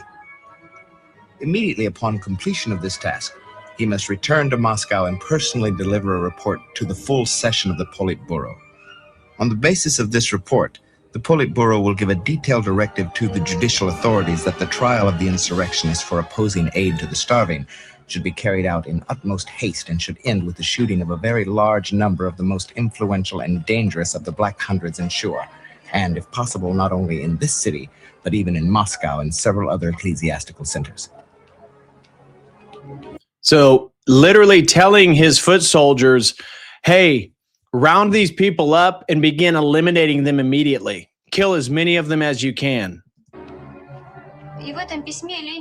So Lenin says that now when there is starvation in Russia, using this as an excuse, we can expropriate church valuables, saying they are to be sold for famine relief. When what we're really doing is creating a big fund to promote communism abroad. We, the Bolsheviks, have to destroy this generation so that future generations will never forget this. It was after this letter of Lenin that mass persecution of the clergy began. So, after this, what do you expect me to think of Lenin? These two photographs are very vivid, very sad testimony to what the anti-religious campaigns did to Russia and the whole Soviet Union throughout the 70 years the Communist Party was in power.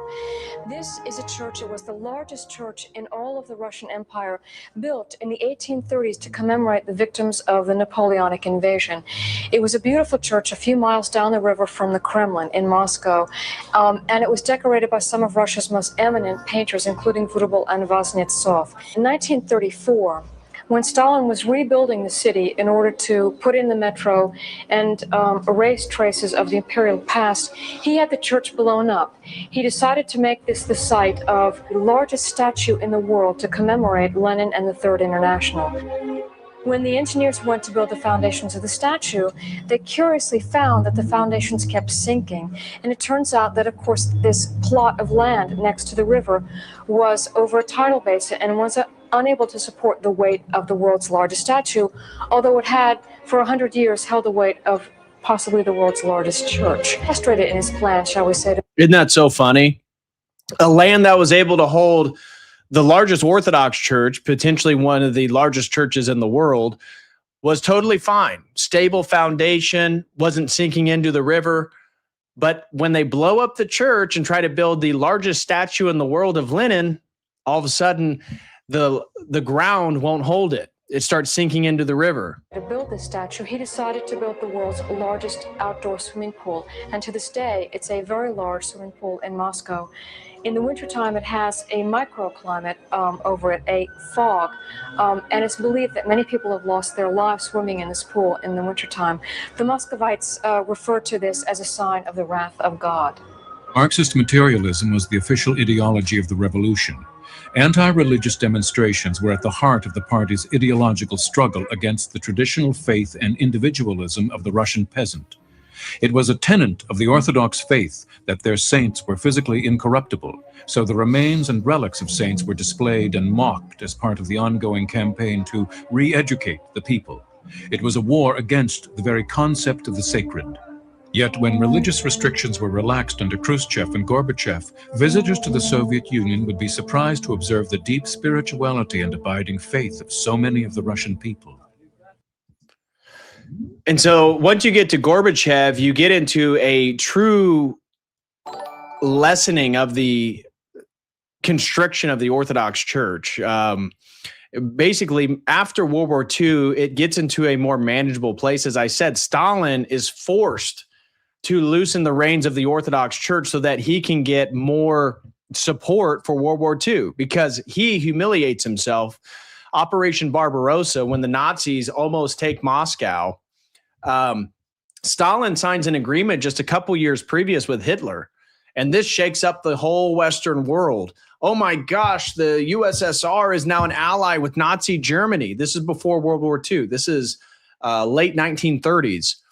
Well, Hitler had a plan of attacking Russia in the first place. He wanted Poland, and he wanted to end up taking Moscow.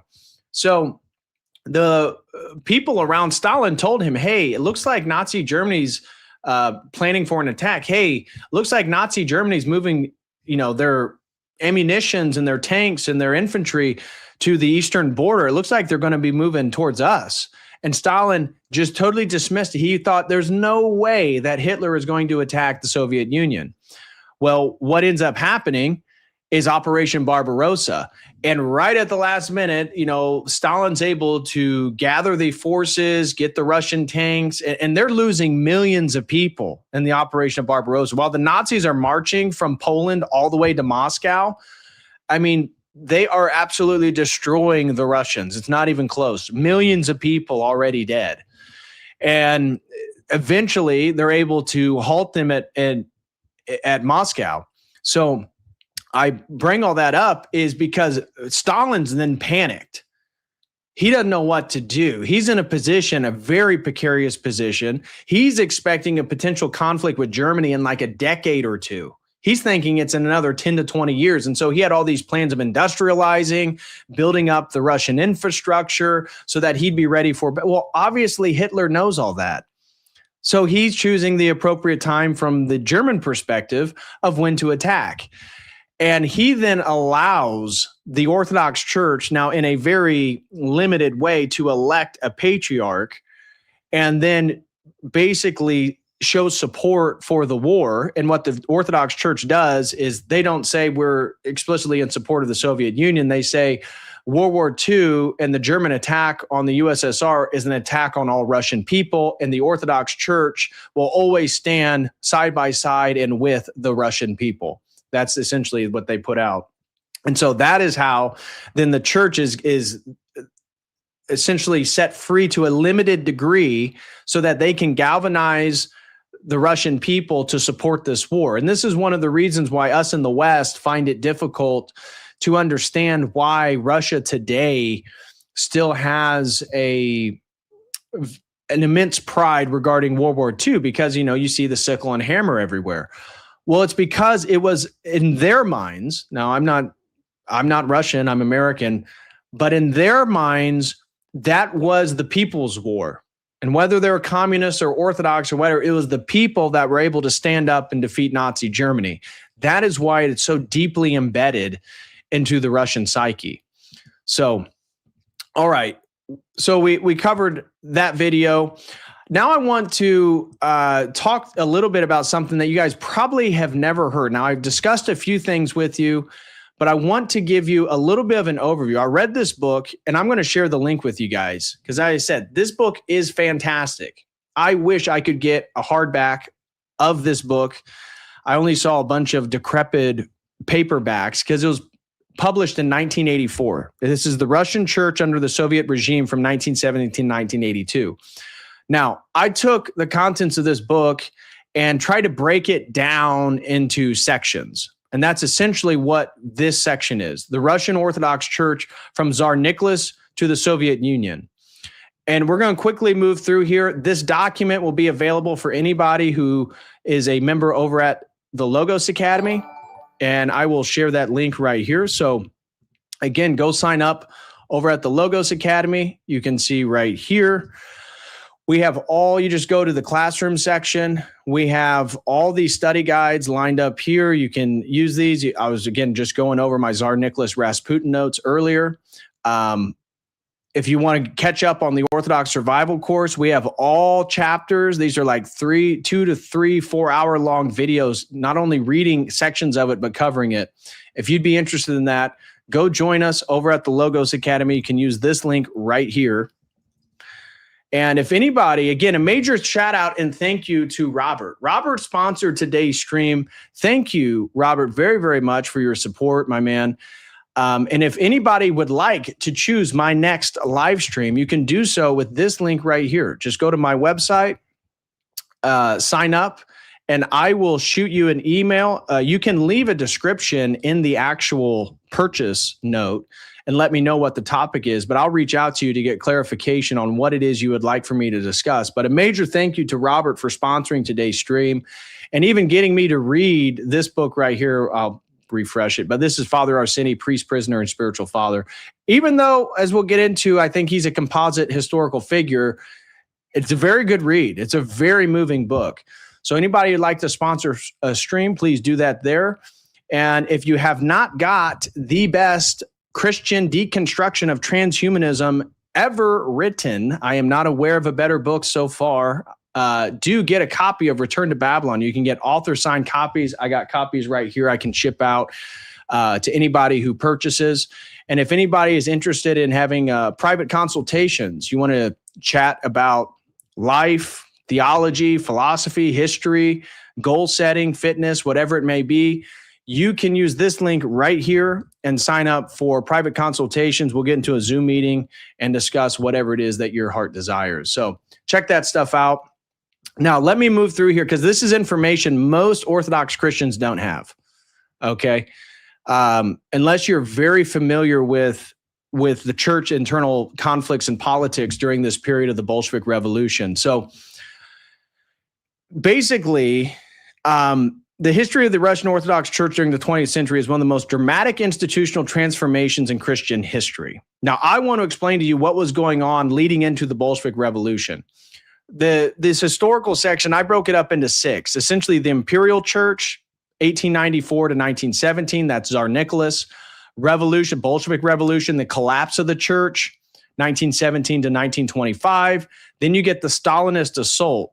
Honestly, this is the most intense period of persecution of Orthodox Christians in history. This is worse than the Diocletian martyrs and the Roman persecution. This is way more intense. Then you get the wartime revivals. I just said World War II, Stalin is forced to appeal back to the Orthodox Church to galvanize support for the war. Then you get the managed church coming out of World War II. Essentially, they don't totally go back to the way it was. They allow it to operate in this sort of medium, this intermediary space, because they find that the church is helpful in making people more subservient to the state, or at least creating some sort of national pride. And then you get the full resurrection of the church under Gorbachev, and that's 1985 to 1991. Remember, Christmas, December 25th, 1991, is the fall of the Soviet Union. So what's going on in the church, though, during this period? This is what most people have never or not aware of. So largest Orthodox church in the world, you guys know that. Approximately 54,000 parishes, over 1,000 monasteries and convents, roughly 100,000 clergy, dozens of seminaries, four theological academies, thousands of parish schools. The church was not simply one religious denomination among many. It was the foundation of the Russian Empire, okay? Every aspect of life, baptism, marriage, education, military oaths, funerals, coronations, national holidays, all done by the Orthodox Church and the clergy.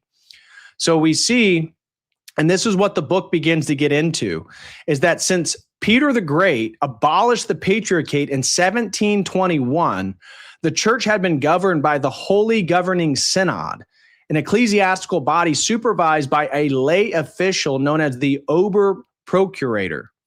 This arrangement created what historians often describe as a form of Caesaropapism,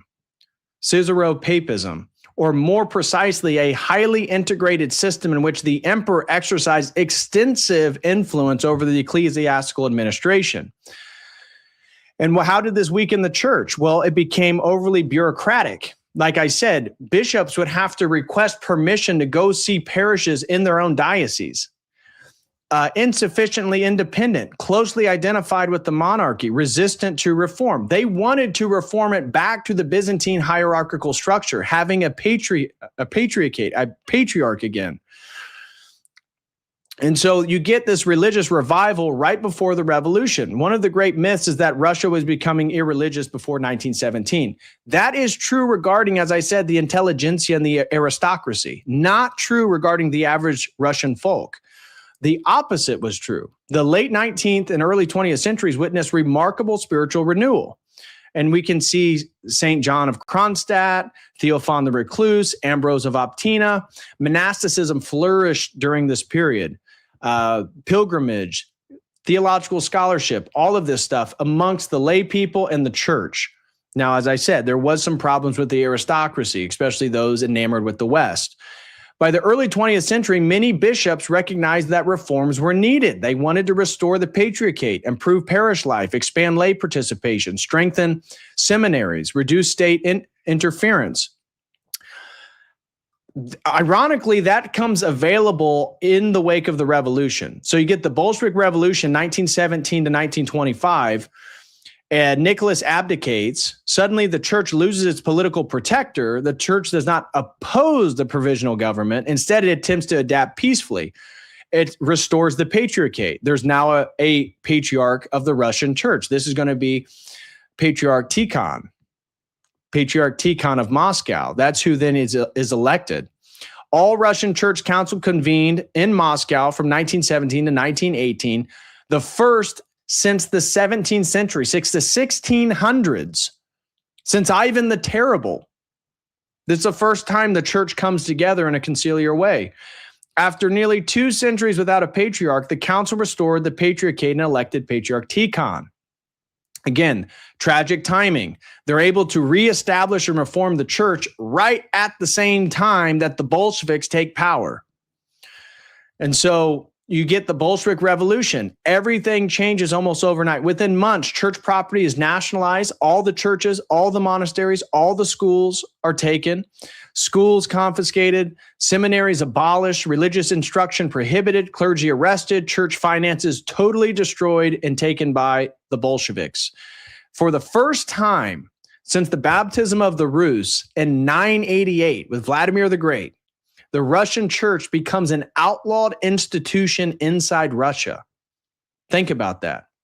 Now, under Gorbachev, they end up celebrating the millennium of the church in Russia because 1988 is 1,000 years that Russia was Orthodox.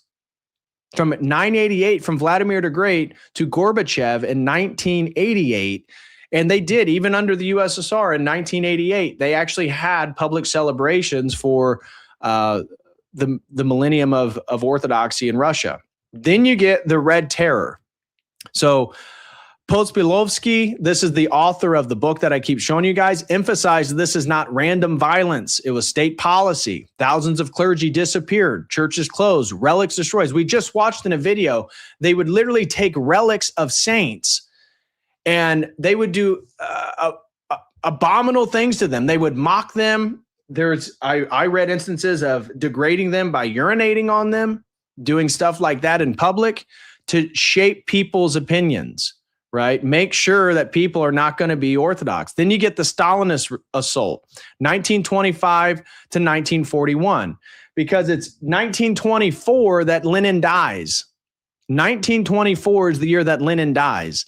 Stalin takes full authority, and as I said, he transmutates the cult of personality of Lenin onto himself.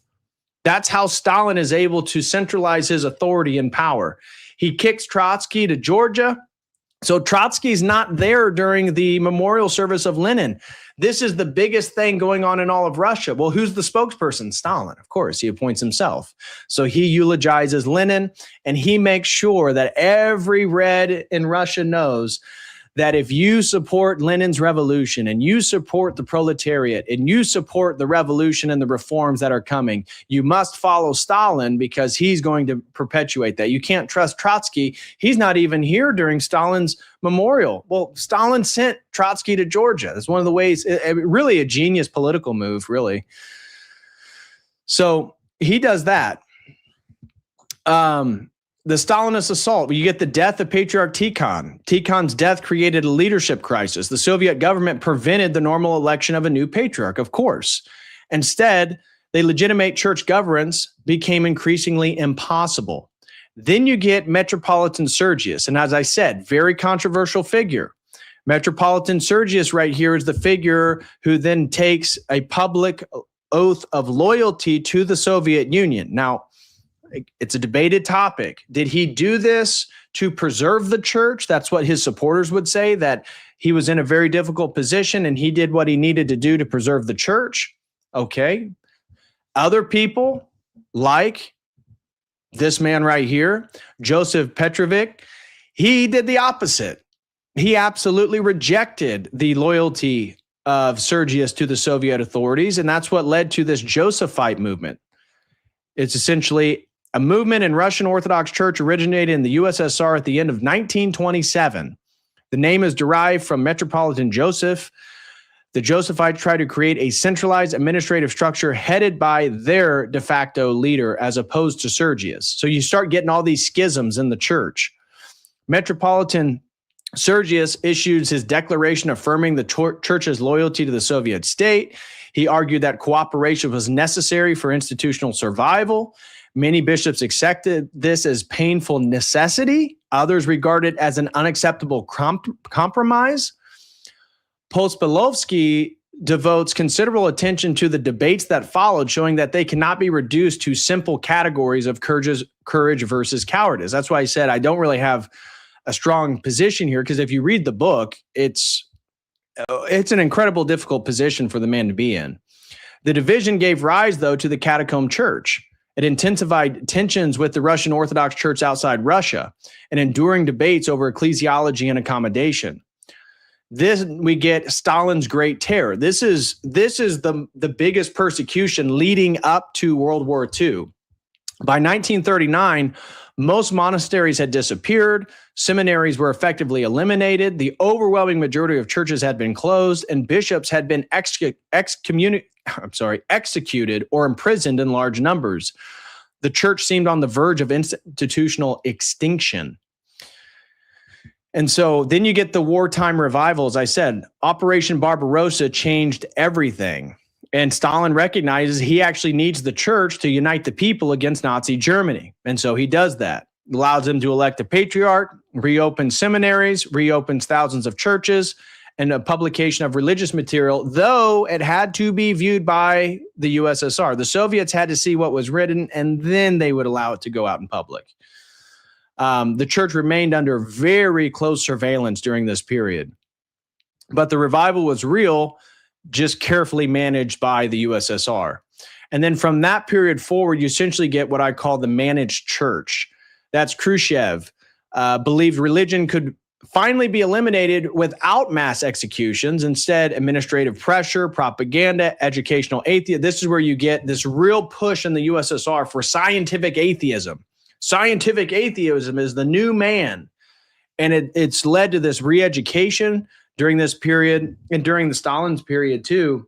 The children were educated in these state schools, absolutely prohibited from referring to God in any way. And this is where Stalin even advocated for the teachers to get the students to tell on their parents if they were like crypto Christians in one way or another. Well, Khrushchev allows the managed church to exist and decides he's going to use more propaganda as the means to eliminate it. Educational atheism, he closed churches, restrictions on baptism, and limitations on religious institution. Then you get the Brezhnev era. Emphasis shifted. Rather than attempting immediate destruction, the government sought to contain the church. Orthodoxy survived under constant supervision. KGB infiltrates the administration. And then under Gorbachev, you get the real resurrection. The churches are reopened, monasteries are revived, seminaries are expanded. The millennium of the baptism of the Rus, 1988, became a public celebration rather than a suppressed memory. And the church ends up emerging from the shadows. Again, Christmas 1991, the USSR falls. So you see these four great crises that the Russian Orthodox Church experienced under communism. The first one was the institutional crisis, loss of property, loss of everything that they owned. Then you get the leadership crisis. They're able to reform the church back to a patriarchate and a traditional hierarchy, but this produced controversy surrounding Sergius and the catacomb church and schisms within, you get Rokor, and you get these schisms within the Russian Orthodox Church. Then you have a spiritual crisis. The church had to answer profound theological questions. Can the church survive without public institutions? Should Christians respond? How should Christians respond to an atheist state? When does cooperation become compromise? Can martyrdom coexist with prudent accommodation? And then, of course, the identity crisis. The church transformed from imperial institution into a persecuted remnant, and finally into a moral survivor that exists today. So that's all that I want to share right there. Now let's get into this video here. So this is talking about the persecution of the church. We had a huge parish, a beautiful church. I mean it. And how wonderful the bell was. Dear Lord, how could they destroy it? And what did they do with it? I don't know. I really don't know. I remember I went to the other village to see it. The bell was broken in half, and yet it was massive. It really was the biggest thing ever. On this icon, you can see the traces of saber blows. When soldiers came to shut the church down in the Tver diocese, they broke in and slashed at this icon. Even the workers charged with dismantling these treasures had trembling hands, as they literally smashed them into small pieces. And all of this happened in complete secrecy. I witnessed it personally. They melted everything in a single crucible. Bronze, copper, silver, every metal used for the bell. The original shapes vanished, and a bust of Lenin appeared in their place. We lived in Petrograd. There, all churches and monasteries had been bombed. All of them had been destroyed. There were no icons left. The walls got painted over. They turned churches into public lavatories. In the winter of 1934, many clergy, priests, monks, and deacons were sentenced to be shot. They also came for the parish elders and just ordinary parishioners. The cold was awful. Digging graves was very hard. The ice was 2.5 meters thick. So the powers that be gave the order to drown them in the Irtysh River. Many of them put up resistance and stood their ground, so that some of them had to be helped on their way with the butt of a rifle. With priests it was different. They would come up to the hole in the ice on the frozen river, cross themselves and say, "May God have mercy on you, because you do not know what you are doing." With these words, they would pull up their cassock and jump into the hole. The huts we used to live in had been built specifically for nuns. On one occasion, when we were digging for something in that area, we came across bones and skulls. They were small. They clearly belonged to women.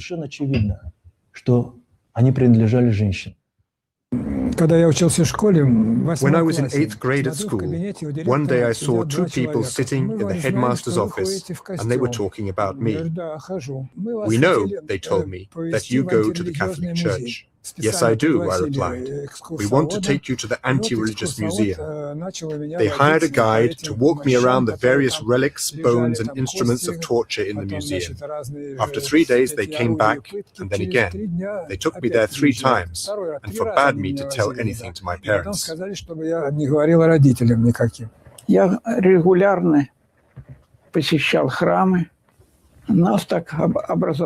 We attended church regularly. We were a group of 3 or 4 people. We kept on going until they found us out and arrested us.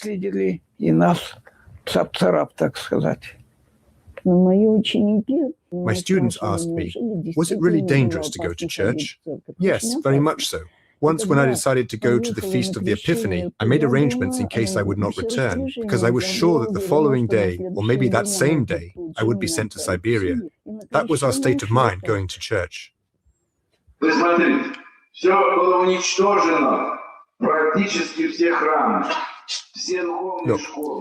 everything had been destroyed, almost all churches, every religious school, and yet the Church of Christ rose again from its own ashes, and it will always do so. This does not occur through human effort, and it will always be so. Even if there was nothing left to build on, God will recreate his church again, even out of rubble.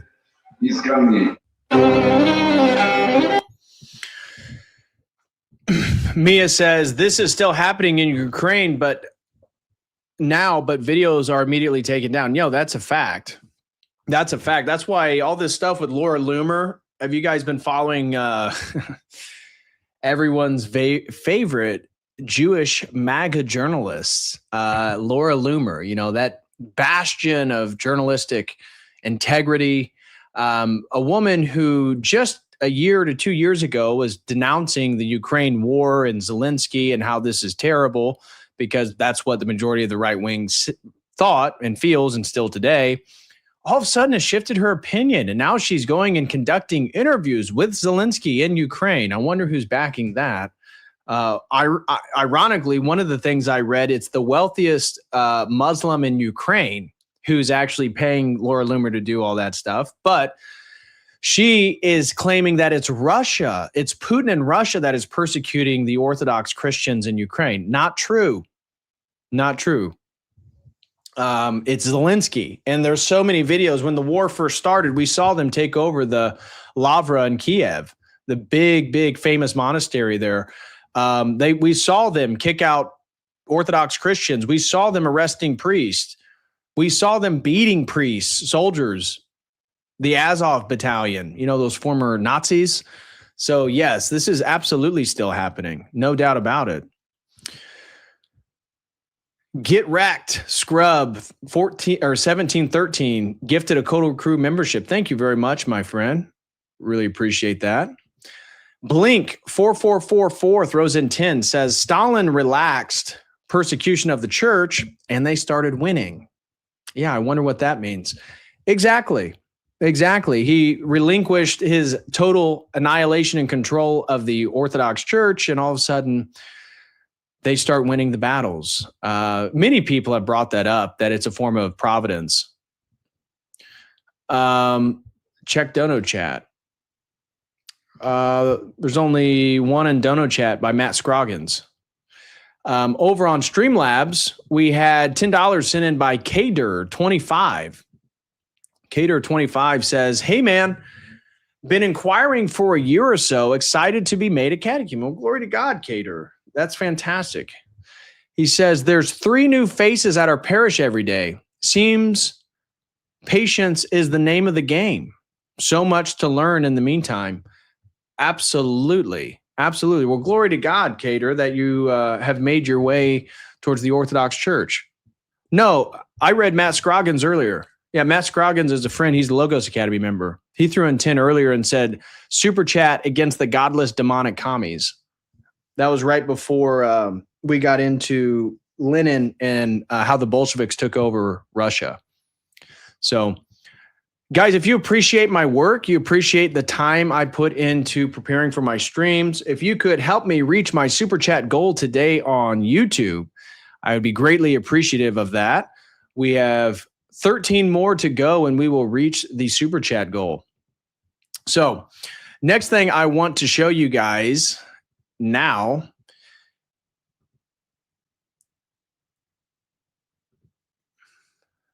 Oh, no, I didn't miss Matt Scroggins. Yeah, no, Laura Loomer looks like Sawface. There's no question about that. There's no question about that. She looks like that little demonic doll in Saul. Oh, Gregory throws in 5. Thank you very much. He says, great stream, educational wise, horrifying what people have done. Yes, but it should give you hope, because look where the Orthodox Church is today in Russia. Look how the Orthodox Church was able to persist amongst, as I said, the Bolshevik and communist persecution of Christians is the greatest persecution in history. What Rome did during the early church absolutely was terrible. No doubt about that. However, what Stalin, what the Bolsheviks, even Khrushchev, way more intense, way more systematic, way more holistic than anything before. So thank you very much, Gregory, for the support, man. I do appreciate it. Handmade, Leia, gifted a Kodo Crew membership. Thank you very much, Leia, for gifting a Kodo Crew membership. I truly appreciate that. Thank you very much.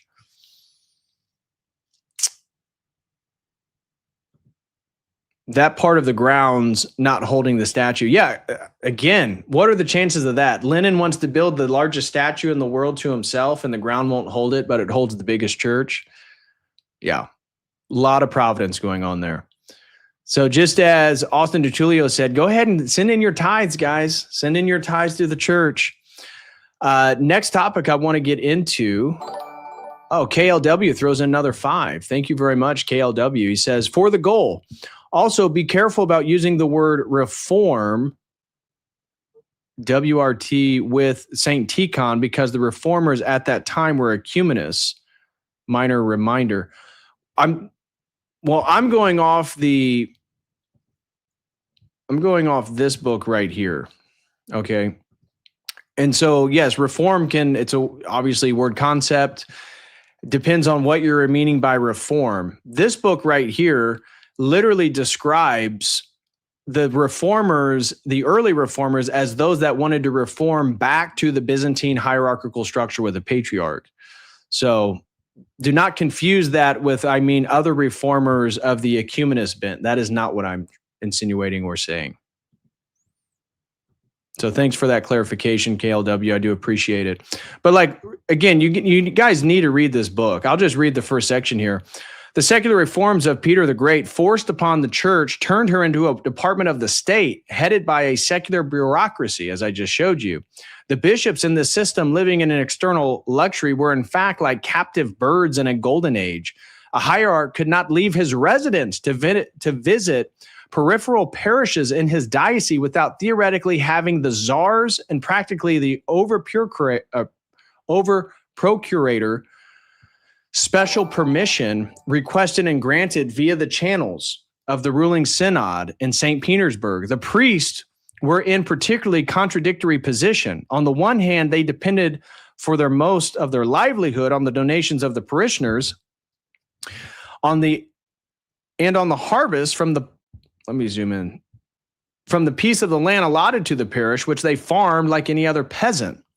After the nationalization of the monastic estates by Catherine the Great, the church, gosh dang, this zooms in too fast. The church as an institution became economically poor, receiving from the state about 10% of her former annual income from those properties as compensation.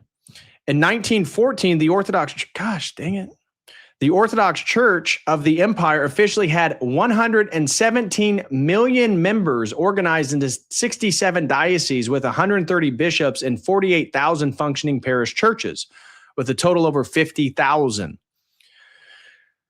It ran 35,000 primary schools and so on. And you go up here.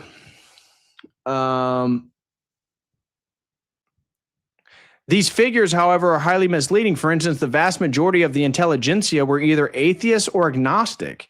Although its partial return to the church began in the last two pre-revolutionary decades, man, cannot speak, and would continue into the 1920s, but the prevalent mood in Russian-educated circles in the post-Petrine era, Peter the Great, was that of indifference or atheism to the extent of a general loss of faith. There was no faith in reason either. There remained only a faith in the West. The West was saving our souls because it possessed reason, which we did not. That was that was the thoughts of the intelligentsia, those in the aristocracy. Anyways, you go through this book. This is just the introduction. Then you can get into the revolution of the church.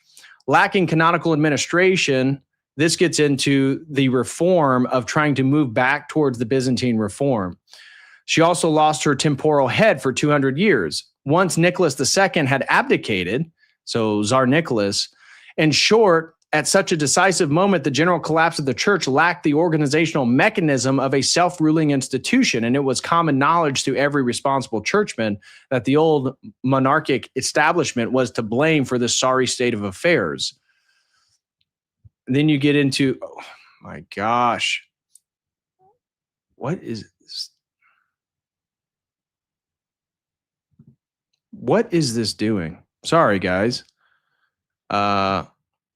There we go. So then you have the council that ends up electing Tikhon as Metropolitan of Moscow and a Petrograd Diocesan Assembly elected. And then it goes into Sergius and some of the conflict between the two. So anyways, I want to read to you guys now. Oh, we got some super chats. Oh, wow. Eschaton Vigil throws in a generous $50 super chat. Thank you very, very much, Jonathan. God bless you, brother. Thank you very much for the support, man. I truly appreciate that. God bless you and the family, man. And thanks for everything you've helped me with. He's helped me with my website and all types of stuff. Slowboy Whiteboard, shout out to Kristen, one of the great mods in the chat. For the goal, thanks for all you do. Well, thank you so much, Kristen. God bless you. Hope you and the family are doing well. And KLW throws in 5, says reform was also used as a term by the Living Church. Yes. So the Living Church, as I mentioned earlier, the Living Church is the Soviet Church. So the Living Church was a renovationist organization, emerged in May of 1922 with the active support of the State Police Directorate under the NKVD. And so, although the Living Church at its founding and declared its intention to enact sweeping reforms of church life, including revisions of doctrine and practice, its activities largely revolved around the promotion of privileges of the married white clergy and the suppression of counter-revolution within the church. So this is the fake church that they built. This was the main cathedral of the living church from 1922 to 1927, St. Vladimir's Cathedral here. I actually think I have a video of it in some of my ortho beats. It actually shows this church, but this was the living church's main cathedral. So yeah, totally with you, KLW, on that. It's a word fallacy issue. I agree. Just really, it is very, very messy. It's very, very messy. Again, if you guys want to know the intricacies, you got to read this book, The Russian Church Under the Soviet Regime, 1917 to 1982. It's literally, when I started to look up, it's the book cited by academics. Anybody talking about the Orthodox Church around this period typically is referring back to this book in one way or another. So now I want to, let me double check I don't miss anything. Thank you guys so much for the support. God bless you guys. Thank you, Eschaton Vigil, for the generous support. Really appreciate it. Let me read to you guys now the anathema that Saint Tikhon wrote against the Bolsheviks. So Patriarch Tikhon writes a pastoral letter on February 1st, 1918, right? October 1917 is the Bolshevik Revolution. This is 4 months later. Patriarch Tikhon's pastoral letter was the Orthodox Church's most forceful early response to Bolshevik rule, condemning revolutionary violence and the assault on churches, schools, and church property. Tikhon warns the faithful against collaboration and declares anathema on those who persecute the church. The excerpts below are reproduced because they capture in blunt moral language how quickly the conflict between the new Soviet state and the church became open and uncompromising. So let me read it. The humble Tikhon. By the grace of God, Patriarch of Moscow and all of Russia, to all God's beloved prelates, priests, and all faithful children of the Orthodox Russian Church, he might deliver us from the present evil world. Galatians 1:4. The Holy Orthodox Christian Church is passing through a period of stress. The open and concealed enemies of the Church of Christ have started to persecute the truth and are aiming a mortal blow at the cause of Christ. In place of Christian love, they are sowing seeds of malice, envy, and fratricidal war. Christ's precepts to love our neighbor is forgotten and trampled tenderfoot. Every day we learn that innocent people, not excluding those lying sick in bed, are being frightfully and brutally murdered for the sole offense that they have honestly discharged their duty to the country and have devoted all their energies to serve the welfare of the people. These crimes are committed in broad daylight with unprecedented effrontery and outrageous brutality in almost every city of our native land. These crimes fill our heart with deep sorrow and compel us to denounce sharply these monsters of the human race in accordance with the precept of the Holy Apostle. Them that sin reprove in the sight of all, that the rest also may be in fear. 1 Timothy 5:20. Think what you are doing, you madmen. Stop your bloody reprisals. Your acts are not merely cruel, they are the works of Satan, for which you will burn in hellfire in the life hereafter and be cursed by future generations in this life.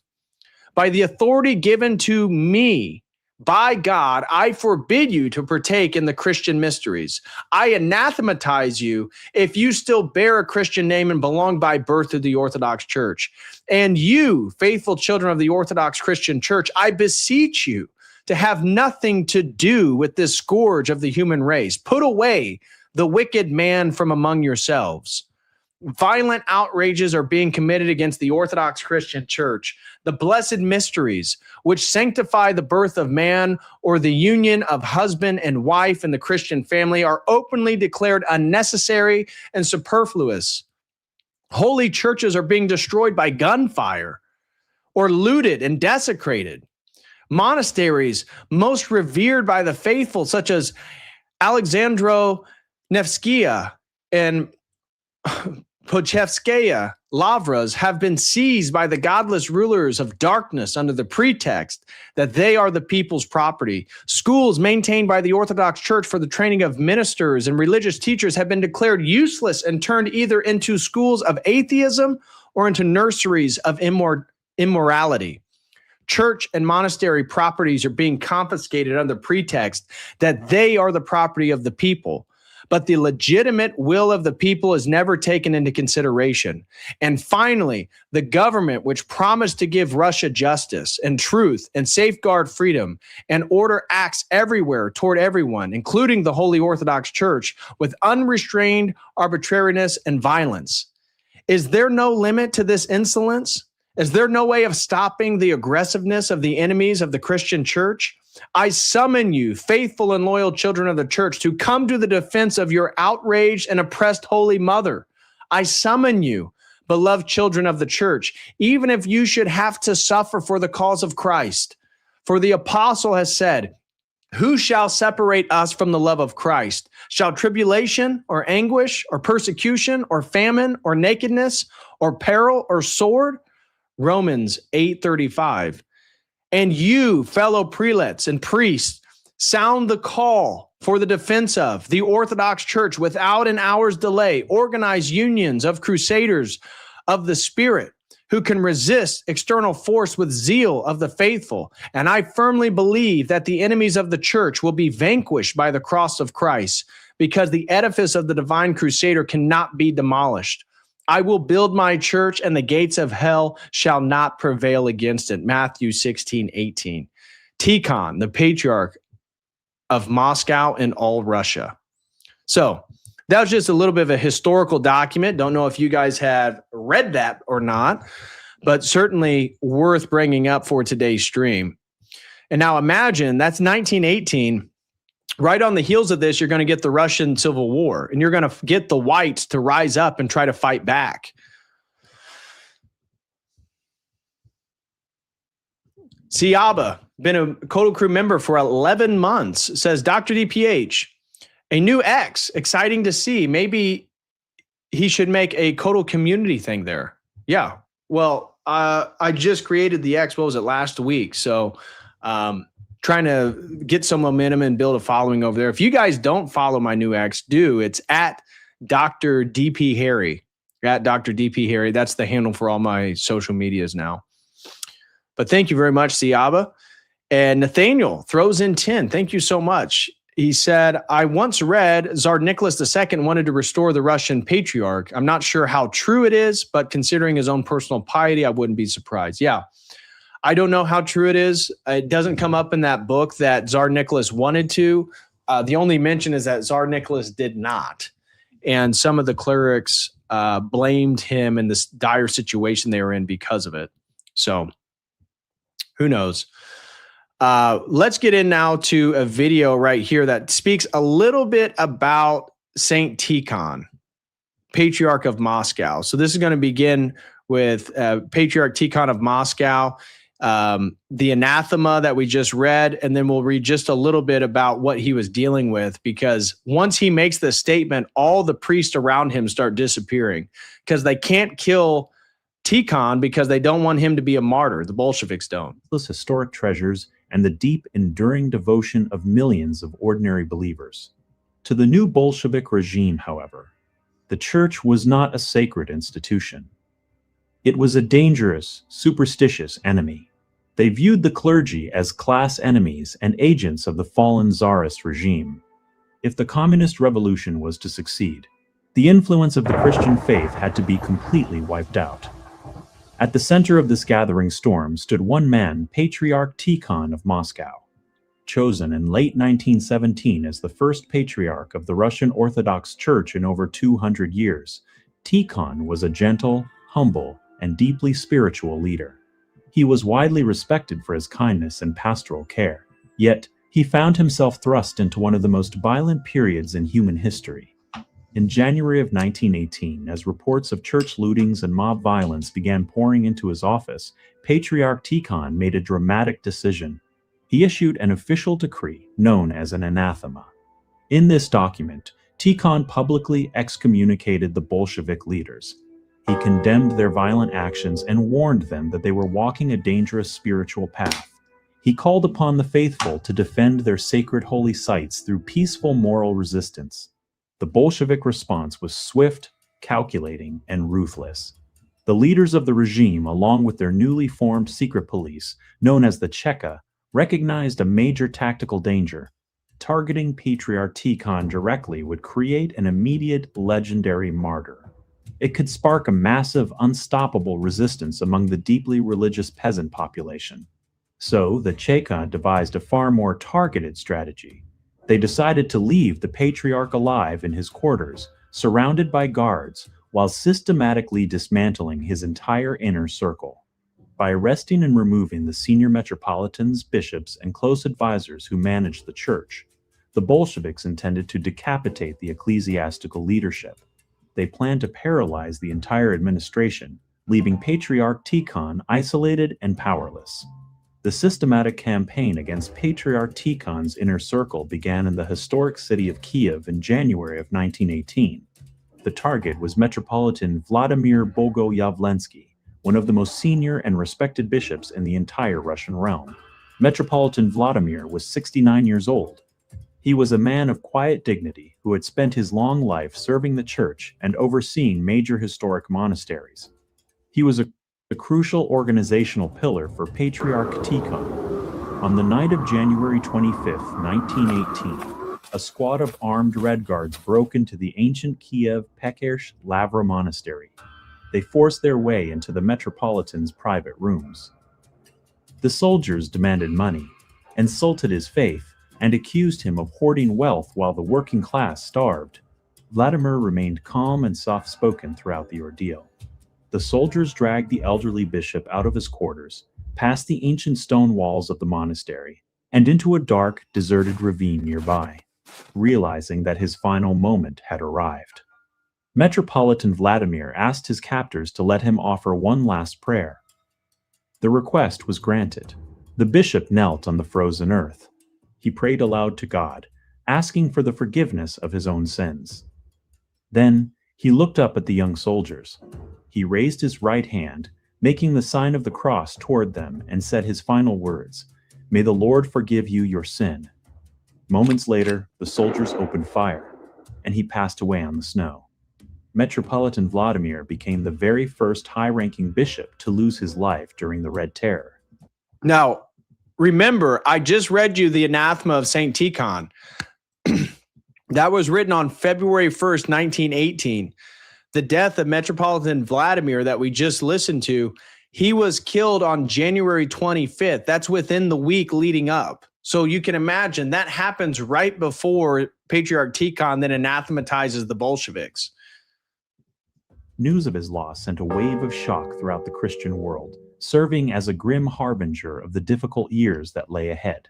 As 1918 progressed, the Russian Civil War erupted into full force across the vast empire. The Red Army fought against the White Army, and the Cheka intensified its campaign of Red Terror in every city under Bolshevik control. In the city of Perm, located near the Ural Mountains, resided another close spiritual ally of Patriarch Tikhon, Metropolitan Andronik Nikolevsky. Andronik was a fiery, uncompromising defender of the church. When the Bolsheviks issued decrees seizing church property, Andronik openly condemned the actions from the pulpit. He instructed his priests to lock the church doors and refuse cooperation with the atheist authorities. His open defiance made him a prime target for the local Cheka agents. In June of 1918, armed officers arrested Metropolitan Andronik in his residence and took him to a regional interrogation center. The officers subjected him to intense mental and physical interrogation, demanding that he retract his condemnations and order his priests to submit to the new regime. Andronik steadfastly refused. On the night of June 20th, 1918, the officers drove Andronik out into a dense forest on the outskirts of the city. Realizing his fate, the bishop maintained his resolve. The officers took his life in the secluded woodland and left him in an unmarked location, leaving no cross, no marker, and no record of the site. By 1921 and 1922, Years of war, drought, and economic destruction brought a catastrophic famine to the Volga region of Russia. Millions of peasants faced starvation. The Soviet government, led by Vladimir Lenin, saw this tragic humanitarian disaster not just as a crisis, but as an opportunity. In early 1922, the regime issued an official decree ordering the total confiscation of all valuable items held by churches. This included gold chalices, jewel-encrusted icon frames, and silver reliquaries. The government claimed these treasures were needed to buy grain from abroad to feed the starving masses. Patriarch T. But remember, we listened to the private letter that Lenin sent to his commissars. And what did it say? Steal everything from these churches. Make sure you kill as many clerics as possible. Our goal is to have 100 million gold rubles by the end of this. So that was right during that period. That was in 1922. Remember, we saw that earlier. Hey, major shout out to Jim Bob. I see Jim Bob in the chat. He says, "Sup, Ortho Kings." Hey, God bless Jim Bob and the family. Meg Bob, Jim Bob, little James, the daughters. God bless you guys. Hope you guys are doing well. Hope you enjoyed your iconography class, man. Your icon of the angel looked great. I thought you did a fantastic job, man. Looked really, really good. And his advisors saw through the political trap.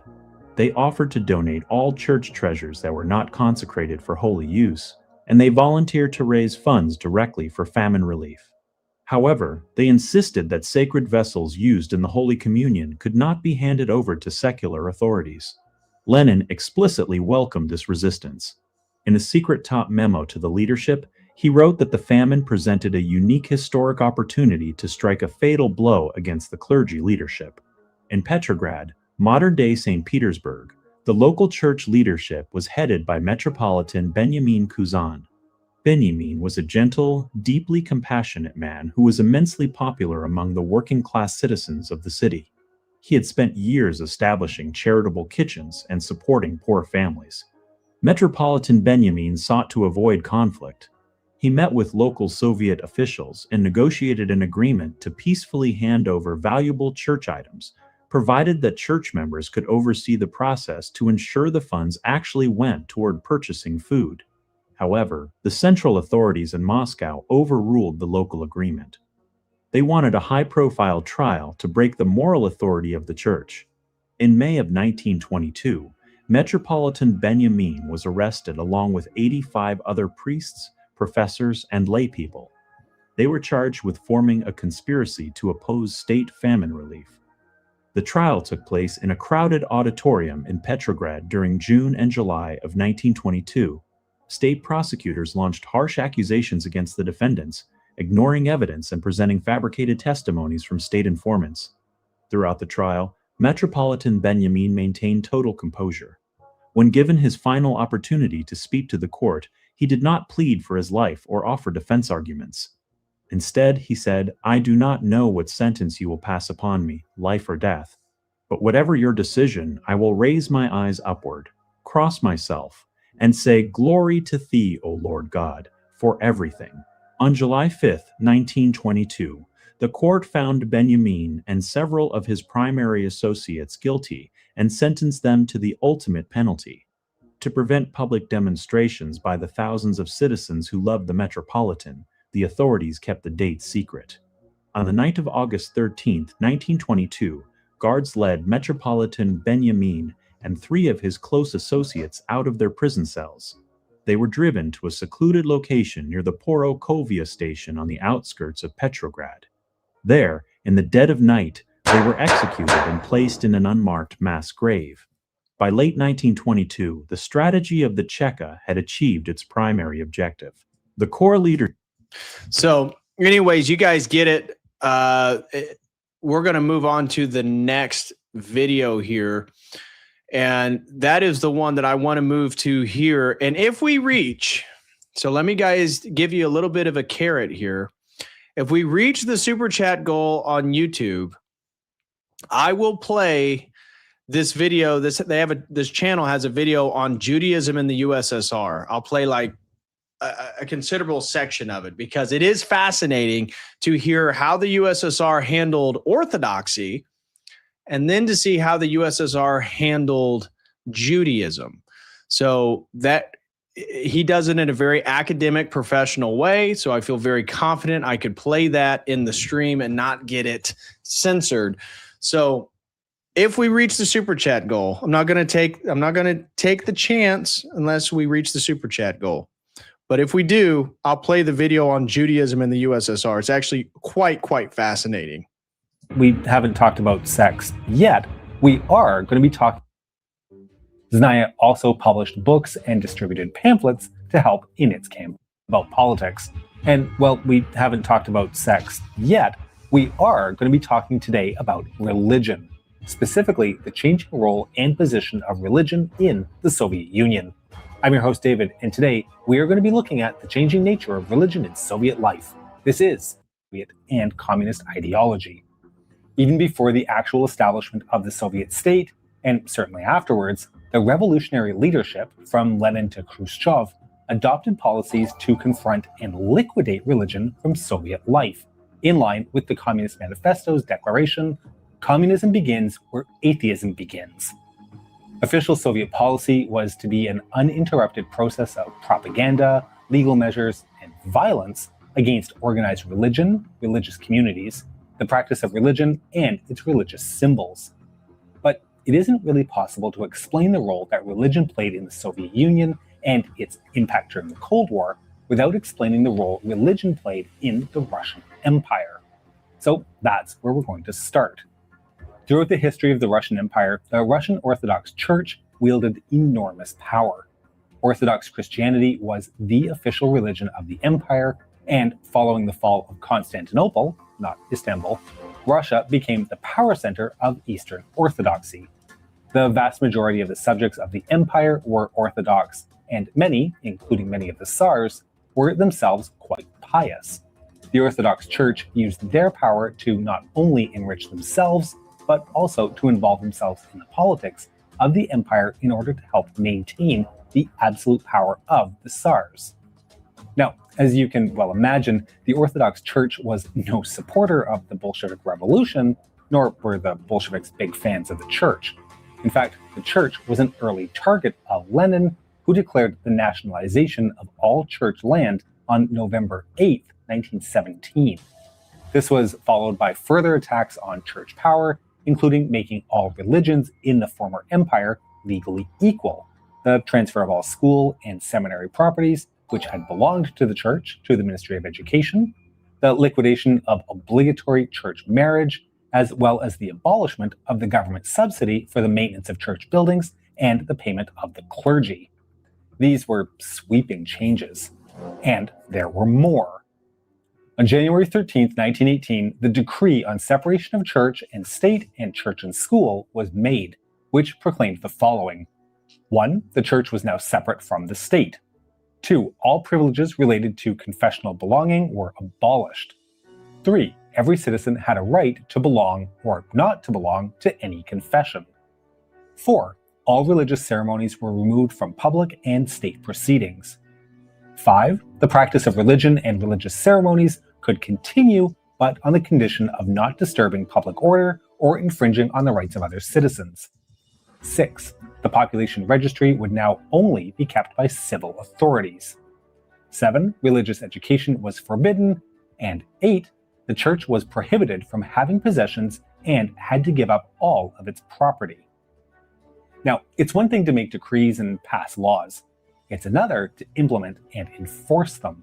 To do this, dedicated departments were formed in the People's Justice Commissariat, Ministry of Internal Affairs, and Ministry of Education, which would oversee the implementation and enforcement of religious policy in the new Soviet state.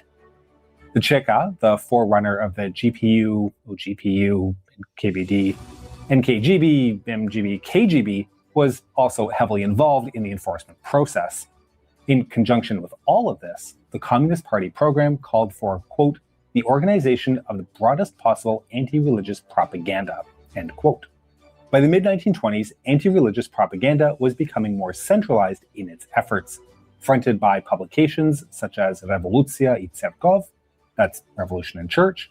Well, Nadezhda Krupskaya, Lenin's wife, was in charge of efforts to liquidate religion from the new Soviet education system. But, and here's the but, it was becoming quite apparent at the same time as these efforts were being made that persecution and propaganda would not be enough to eradicate religion in the Soviet Union. Which makes sense, really. For those raised in a faith-based society, there are cultural norms, practices, and mores that are deeply ingrained into everyday life. They aren't going to go away simply because the government told them to give it up. So if you can't beat them, join them, and then rip it down from the inside. In 1922, the state approved a project which established the Living Church as an alternative to the Russian Orthodox Church. It was made up of so-called progressive priests who would be publicly supportive of Soviet policies.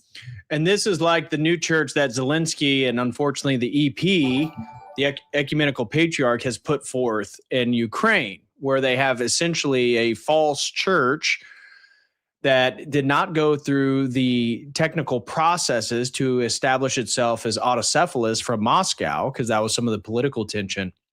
And so now you're seeing all these new priests, these Orthodox Church of Ukraine, the OCU, putting forth progressive ideas, new theological concepts, backing Zelensky and the war. Very indicative and reminiscent of the Living Church.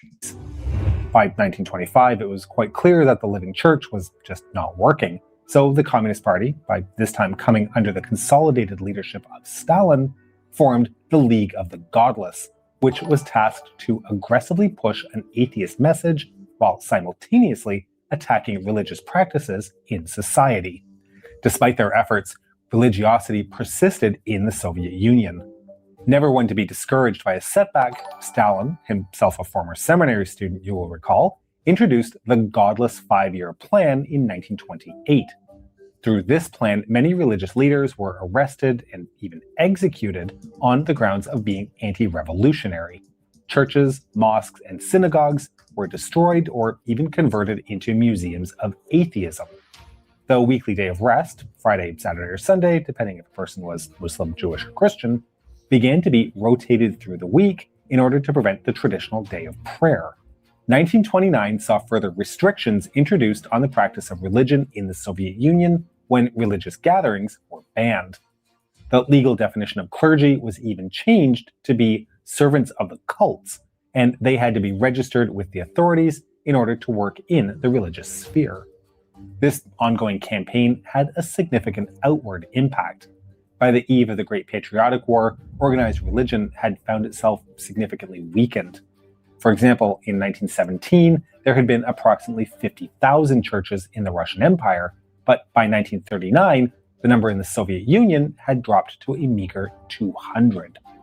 Additionally, the classes of people who had arguably been... Think about that. 50,000 churches, all the way down to only 200 after World War II. And that's during the manageable phase, the managed church that I called it. 200 parishes. Unbelievable. Thank you guys so much for helping me reach my goal. Do appreciate it. We need 4 more, and there's 18 minutes left. 18 minutes left. Okay, yeah, sorry, Greg. Any movie scenes are absolutely going to get copyrighted. It won't even be close.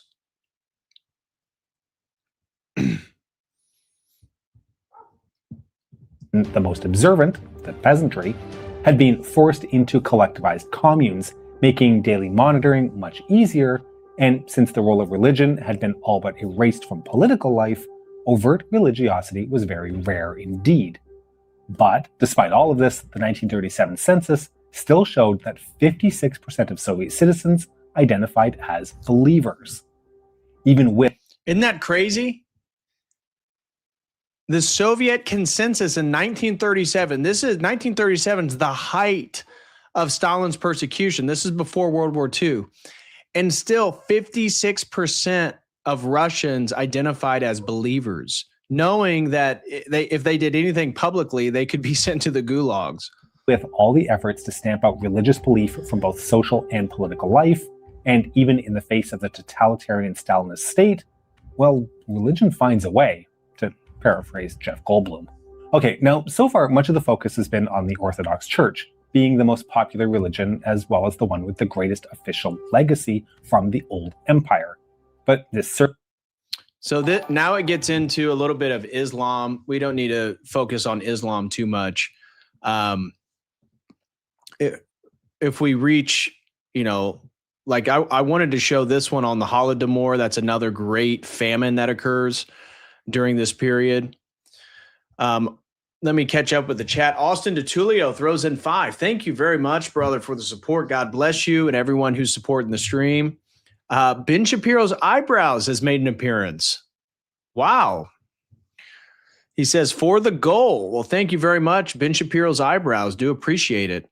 And Octavian throws in $2, says to watch the video. Yes, if we reach the goal in the next, 15 minutes, basically, I will show you guys the guy's video on how Judaism was tolerated inside the Soviet Union. Look what they just did to the Orthodox Church. 50,000 churches dwindled down to only 200. And even at the height of persecution, still 56% of Russians identified as believers. But they certainly didn't make the concessions they did for Judaism. Gregory throws in 5. Thank you so much, brother. He says, can you play the Kingsman end scene? 30-second clip fits the stream to a bullseye. Unfortunately, title gives it away. If it's a movie scene, I can't, man. I just can't. They'll take the stream down. Any copyright.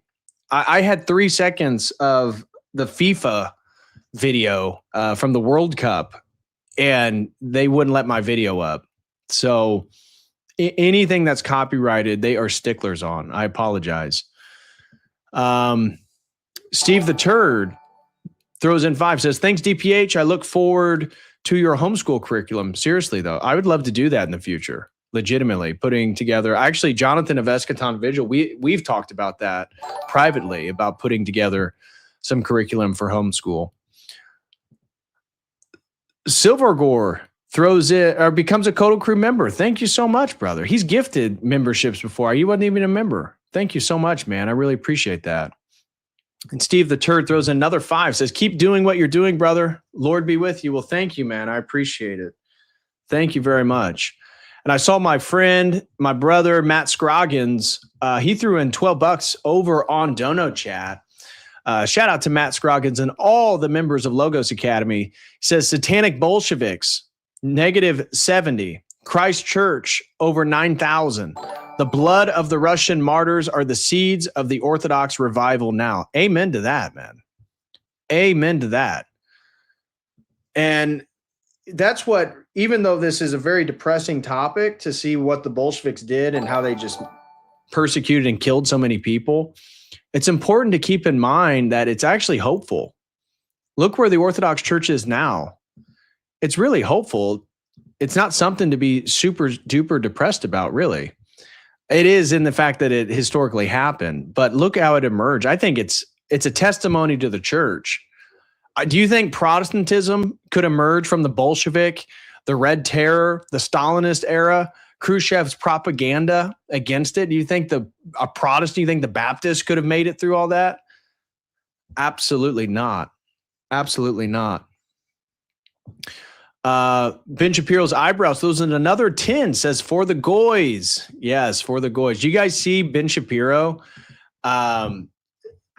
posted on X? Tucker Carlson basically went back at him because of Americans don't want to die for Israel's wars, which YouTube AI, we would never say that on this YouTube channel. We love Israel. We would never voice that idea ever. But Tucker Carlson did, unfortunately, on X. And Ben Shapiro responds by saying goy. And if you remember, if you look at to see what goy is, it's actually a cattle reference, that non-chosen people are cattle. Interesting choice for Ben. So I appreciate his eyebrows coming through and giving us, throwing in 10 more bucks for the goal. Thank you, man. I appreciate that. And Silvergore throws in 5 for the goal. Looks like we've officially hit the goal now. Thank you guys so much. Really, really appreciate it. And let me check on Streamlabs.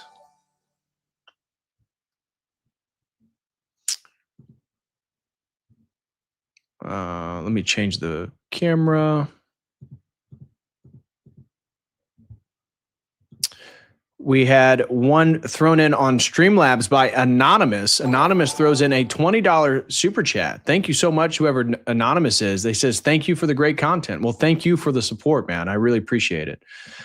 I really appreciate it. I like making more in-depth educational content. Sometimes it's not as engaging as e-drama or stuff like that, but I think it's more worthwhile and it's more beneficial. So, and it's my passion. My passion is to explain and educate. So, thank you so much, Anonymous, for the generous super chat.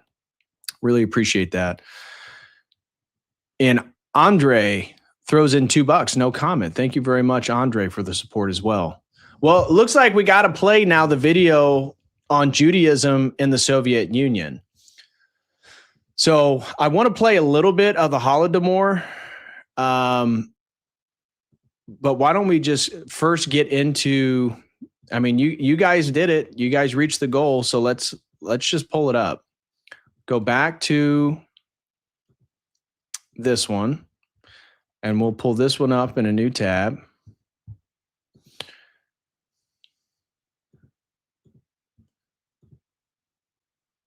At the end of last year, So he does say things that the AI was reluctant to say. So I searched this topic because we all know what's going on. We all know that, right, that the majority of Bolsheviks were of a particular persuasion of people, even though being a minority, generally speaking, right? We know that. That's a historical fact. However, you bring that up to AI like ChatGPT, and that deems that as anti-Semitism, which we would never do on this YouTube channel, ever. Never, ever.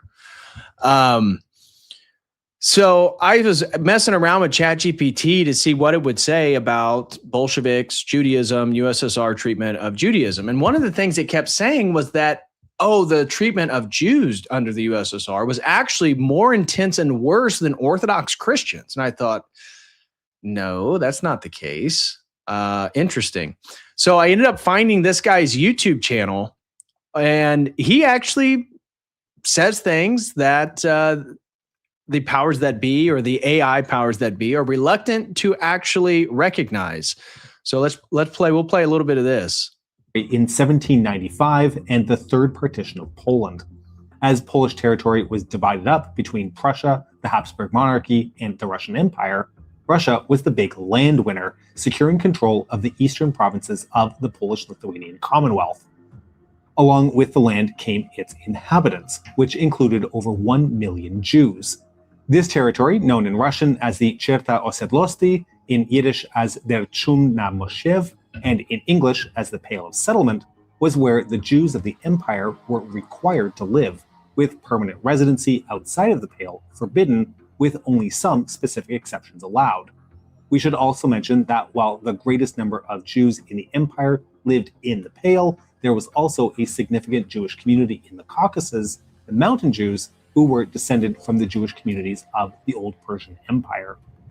Now, the Romanov dynasty portrayed itself as the guardians of Christianity and of Orthodox Christians, and generally treated the Jewish communities with considerable contempt and distrust, referring to them as Christ killers.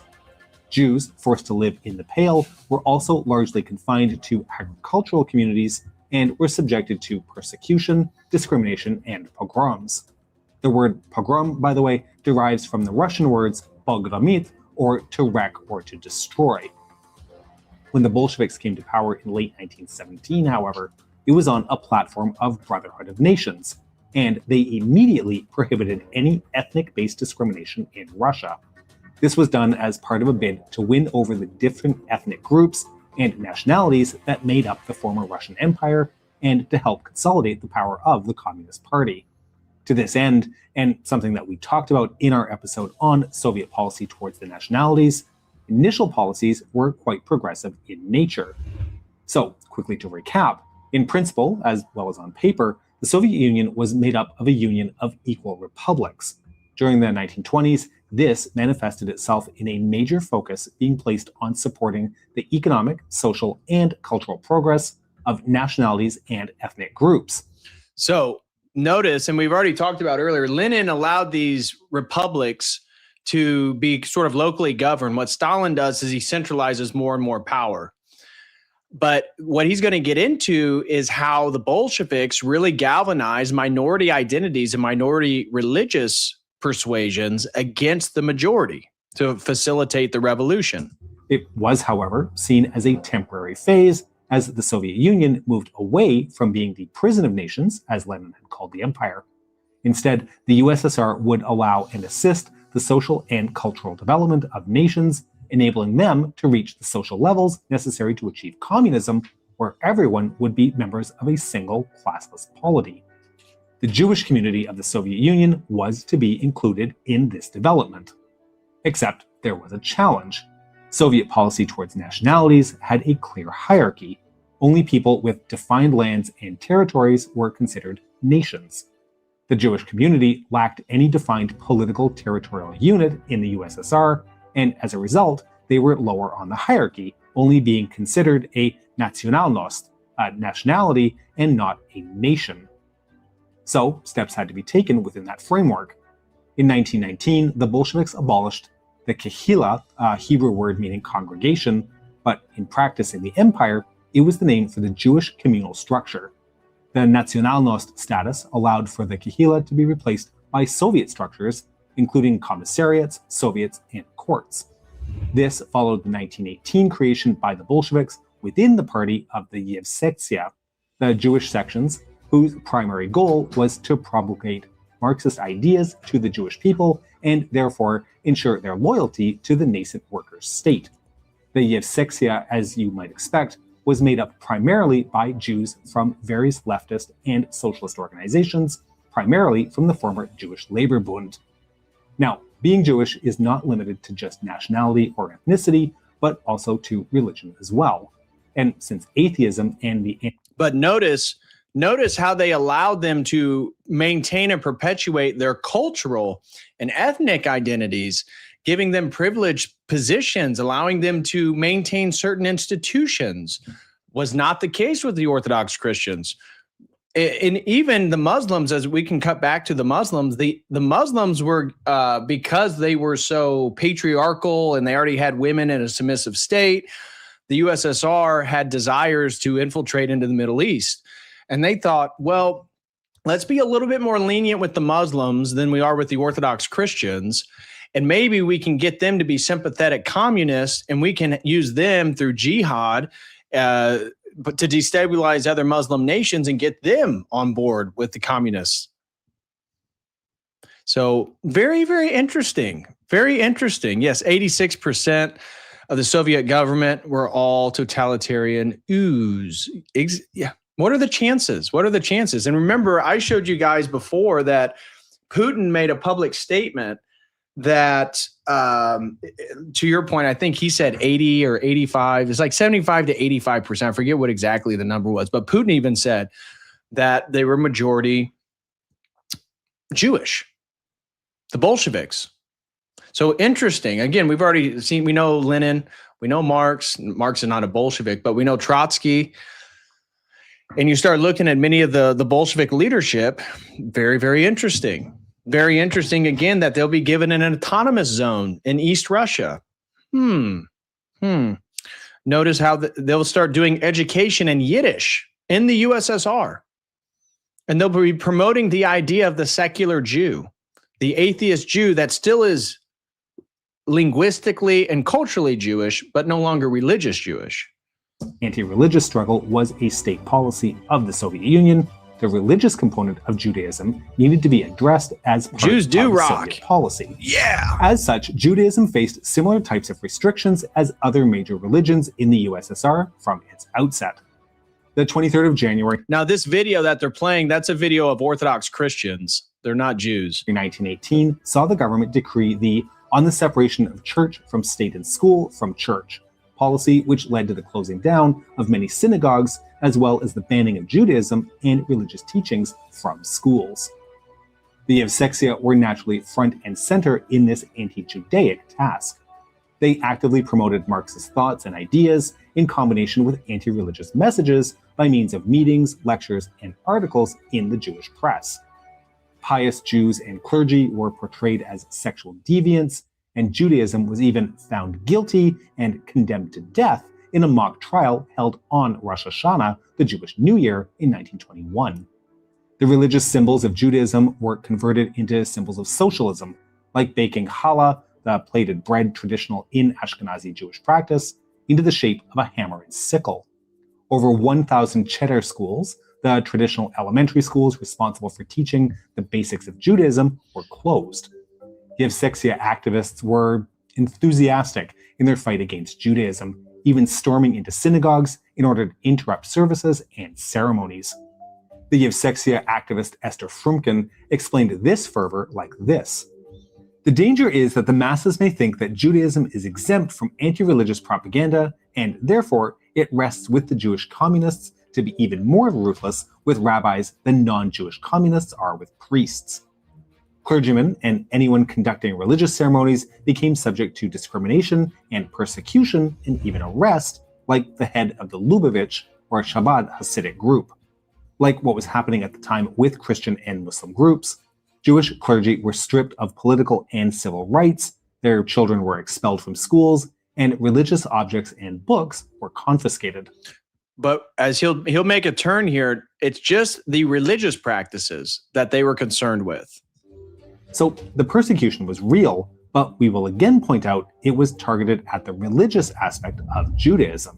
The Soviet government, consistent with its policies on nationalism in the 1920s and early 1930s, was supportive of a secular Yiddish identity and culture. For example, while Hebrew was deemed a language representative of the bourgeois and the clergy, Yiddish was upheld as a language of the working class and of progressive Jews, something that had been proposed by Jewish activists like Frumkin as early as 1908. The result of this was the dramatic rise in the use of Yiddish in the Soviet education system and in cultural programs. From the establishment of the USSR to the policy shifts of Stalin in the 1930s, close to 1,000 schools, 3 teachers' colleges, 16 technical and 5 agricultural institutes, 116 libraries, 47 reading clubs, and at least 4 theaters operated in Yiddish. Did you hear that? Did you hear that? How many institutions were explicitly in Yiddish? They had more journalist media outlets than the Orthodox Church had churches. Let me put the captions on for this, just so we could all see the numbers here. To the policy shifts of Stalin in the 1930s, close to 1,000 schools, 3 teachers' colleges, 16 technical and 5 agricultural institutes, 116 libraries, 47 reading clubs, and at least 4 theaters operated in Yiddish. And this had an impact. Many ethnic Jews in the empire were well educated. This is the result of a very wide range of reasons, which we won't go into here, as that could actually be an entire channel on its own, but this certainly did not change as the Soviet Union established itself.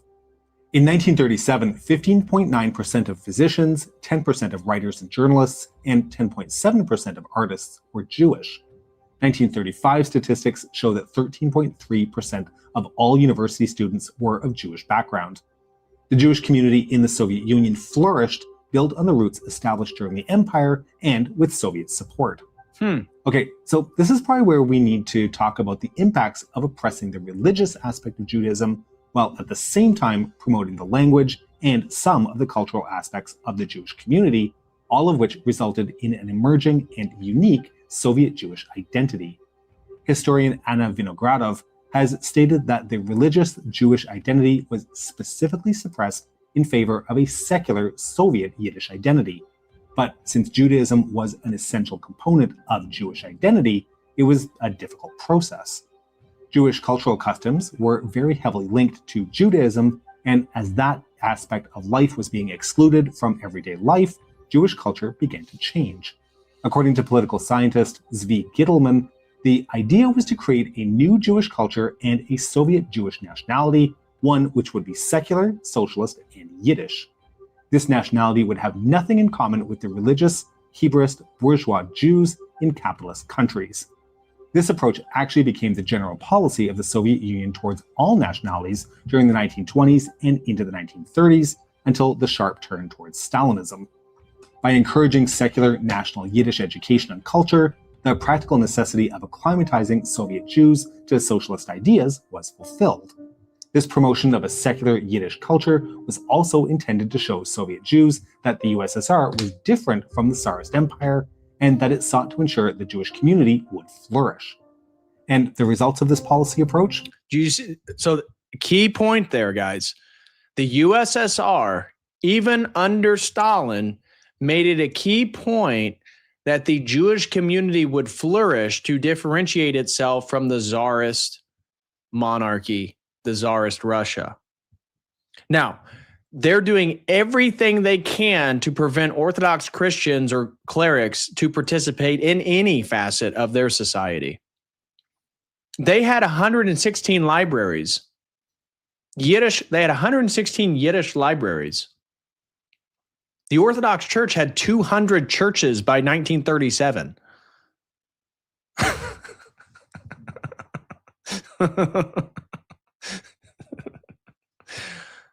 Hey, cool it in the chat, guys. We love Israel.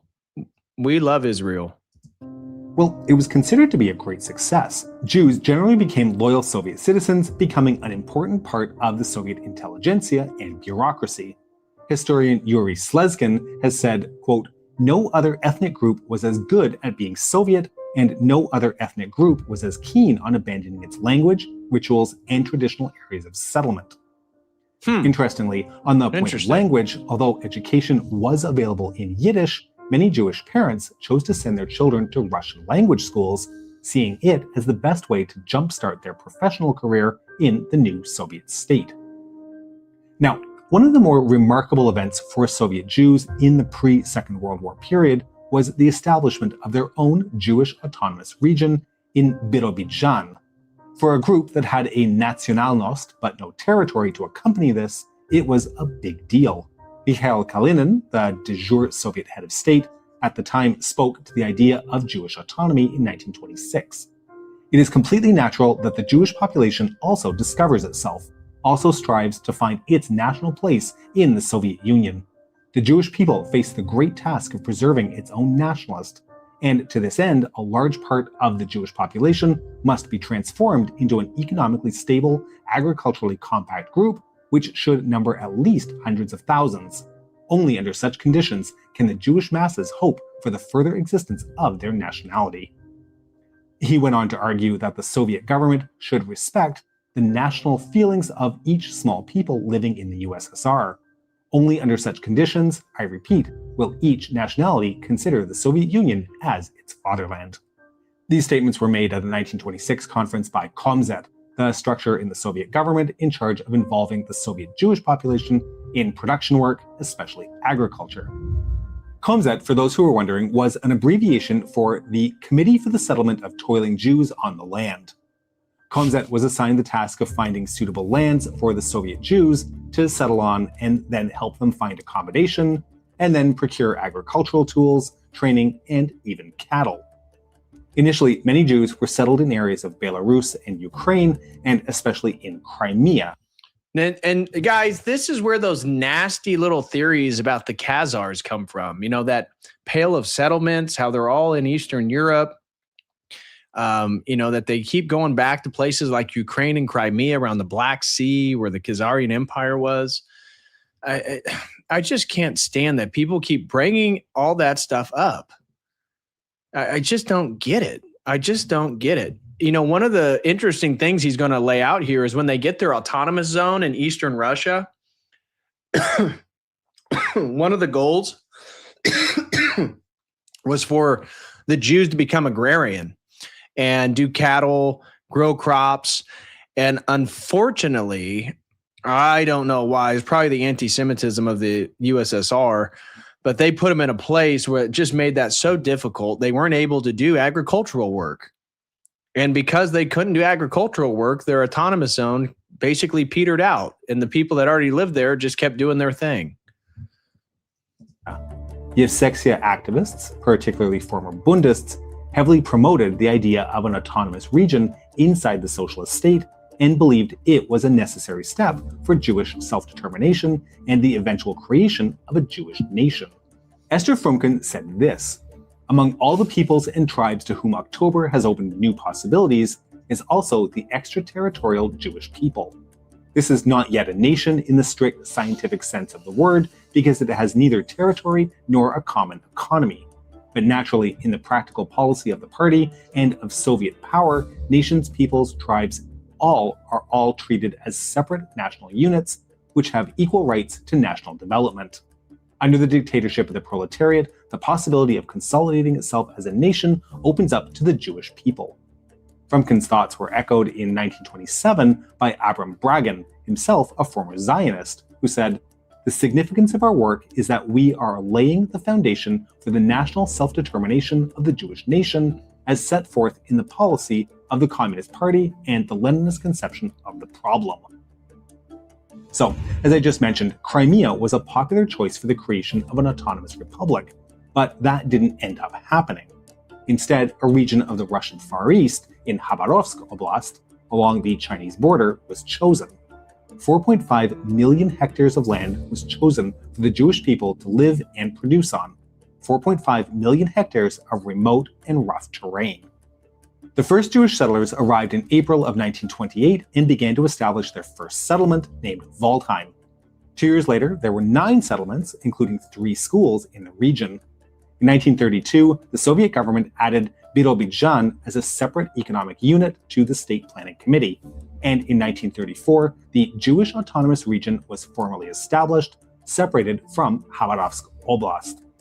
For the first time in centuries, the Jewish people had an officially recognized territorial unit. Yiddish was the official language, and even the streets of Birobidzhan were named after prominent members of the Jewish community. The Jewish Autonomous Region was a socialist alternative to the Zionist project emerging in Palestine. Soviet propaganda portrayed Birobidzhan as a socialist utopia. Keeping in mind that this was during the Great Depression, many Jews from around the world, including the United States, Argentina, and even Palestine, immigrated to Birobidzhan in search of a better life. The goal of the Soviet government was to transform the region into an economically productive group in line with Marxist-Leninist dogma. But although the facade was there, the creation of a functioning Soviet Jewish homeland was ultimately a failure. Between 1928 and 1933, 22,300 Jews moved to the JAR, but what they found was extremely difficult living conditions. The territory itself consisted largely of swamps, marshes, and generally inhospitable land.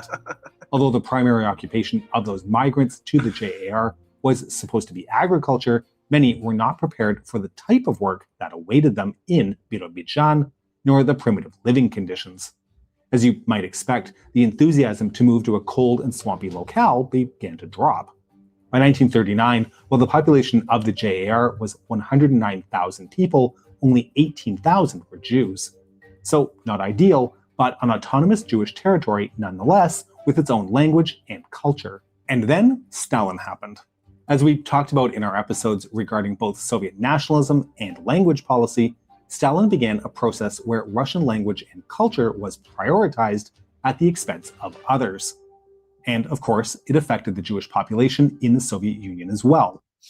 So it just talks about a new emphasis on Russian language and stuff like that. Pretty interesting, though. Pretty interesting when you compare that video to what happened with the Orthodox Christians. You see that the USSR utilized Islam as a way to potentially spread into the Middle East. And then we'll catch back up here where it's talking about Stalin utilizing Islam, using it as a tool, essentially, and then we'll cut here. That religion could not be a private matter in a communist state, and that religion would not die out without rigorous propaganda. The resolution ordered active anti-religious work by the party structures, the Ministries of Culture and of Education, the Znaya Association, the press. It's so funny that they're promoting like this scientific atheism, this Marxist-Lenin materialism, and they do all these formal rituals, right? And I always bring this up, that man is homo religious, right? We're not homo sapiens, we're not homo sapiens sapiens thinking about thinking, philosopher, anthropology. We are religious, and we can't help but worship something. And even in the most atheistic place like Mao's China or Stalin's Russia, it's filled with religious rituals. They can't help themselves. The Academy of Sciences, the Komsomols, and the trade unions. Concrete measures were proposed: the production of anti-religious films, the publishing and translation of books with anti-religious content, and the training of lecturers on atheism. The orders were to take material created and use it virtually everywhere, from labor collectives to sport clubs. On the 24th of July, 1954, Pravda's main article called for the energetic struggle against religion. This initiated a short but widespread campaign against mosques and churches. But it was a short-lived campaign. On November 10th, a new resolution was adopted criticizing the mistakes of the previous resolution and the actions that had come from it. This new resolution expressed concern over the alienation of believers, most of whom were recognized as good Soviet citizens and even good communists. The new resolution called for limits placed on anti-religious propaganda, in that it should only be produced and promoted by those with a good knowledge of the subject, but should also only be targeted at teachers, artists, doctors, and other such professions. So, all right, we'll leave this guy alone.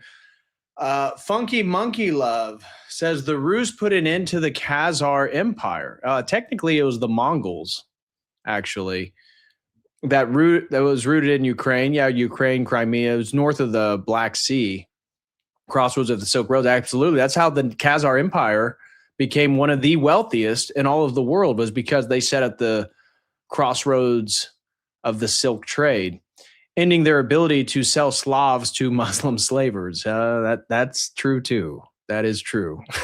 that is true. All right, what else we got here? So one of the things that I wanted to discuss, this was requested by Robert, was to talk about Father Arseny. And what are you guys saying? BB Nosferatu and his slave Donald Reinfeld. Deedle says, why did I not learn any of this in high school? You didn't learn about anything in high school, right? None of us learned anything in high school. They deliberately keep us ignorant of most things. You guys, I can't believe you would say such things. Just absolutely egregious. It's egregious you guys say stuff like that. Yeah, well, that's Andrew. That video began by talking about the pogroms, right? And that there was a deep-seated animosity towards the Russians and the Tsar because of a history of pogroms and the explicit recognition of Orthodox Christianity. So yeah, you're onto something there. Randy, I didn't learn anything in college either. Yeah, fair enough. So, okay, Ilya says, I love Father Arseny. Well, this one might be difficult. So Robert asked me to check out this book right here. Let me borrow it so we can see the pages. This is Father Arseny, Priest, Prisoner, and Spiritual Father. This is the book that was mentioned by Father Michael Marcantoni when he was on the stream. And it talks about the life of Father Arseny in the gulags. And I forget where the section is on there. He recounted a story. Let me see. I should be able to find it. Summons the Major. All these little sections are stories about Father Arseny, right? And there's a debate. So a lot of people read this as a very popular book, and a lot of people read it questioning whether Father Arseny was real or not. And that was Robert asked me, what do I think? Do I think Father Arseni was a historical person? I thought, well, yeah, I just rudimentarily like searched online. I hadn't read the book yet. And I start looking and I see people asking for the canonization of Father Arseni. And the book is fantastic, by the way. If you haven't read this book, I highly encourage you guys to. It is worth it. It's really good. And I started to look into it, and then I eventually found this. And according to St. Tikhon's University in Moscow in 2017, we have concluded that Father Arseni is a collective name for the heroes of the stories in the book. Wonderful elder pastors who went through the crucible of persecution for the faith of Christ. It would not be entirely correct to consider Father Arseni an artistic creation, because the book describes real events and real people, and not fiction inspired by these events. It would be more correct to call them Father Arseni, a shared pseudonym for an ascetics depicted in the book. The research team at St. Tikhon's University have found 5 or more persons known by name, some already glorified as saints, who were the personal subjects of this story. Regardless of the specific details, 2 things seem to be clear. First, Father Arseni's story reflects the reality of Orthodox Christian piety under Soviet communism. This reality demonstrates a robust, life-giving stream of Christ-centered, love-saturated, and peace-filled spirituality.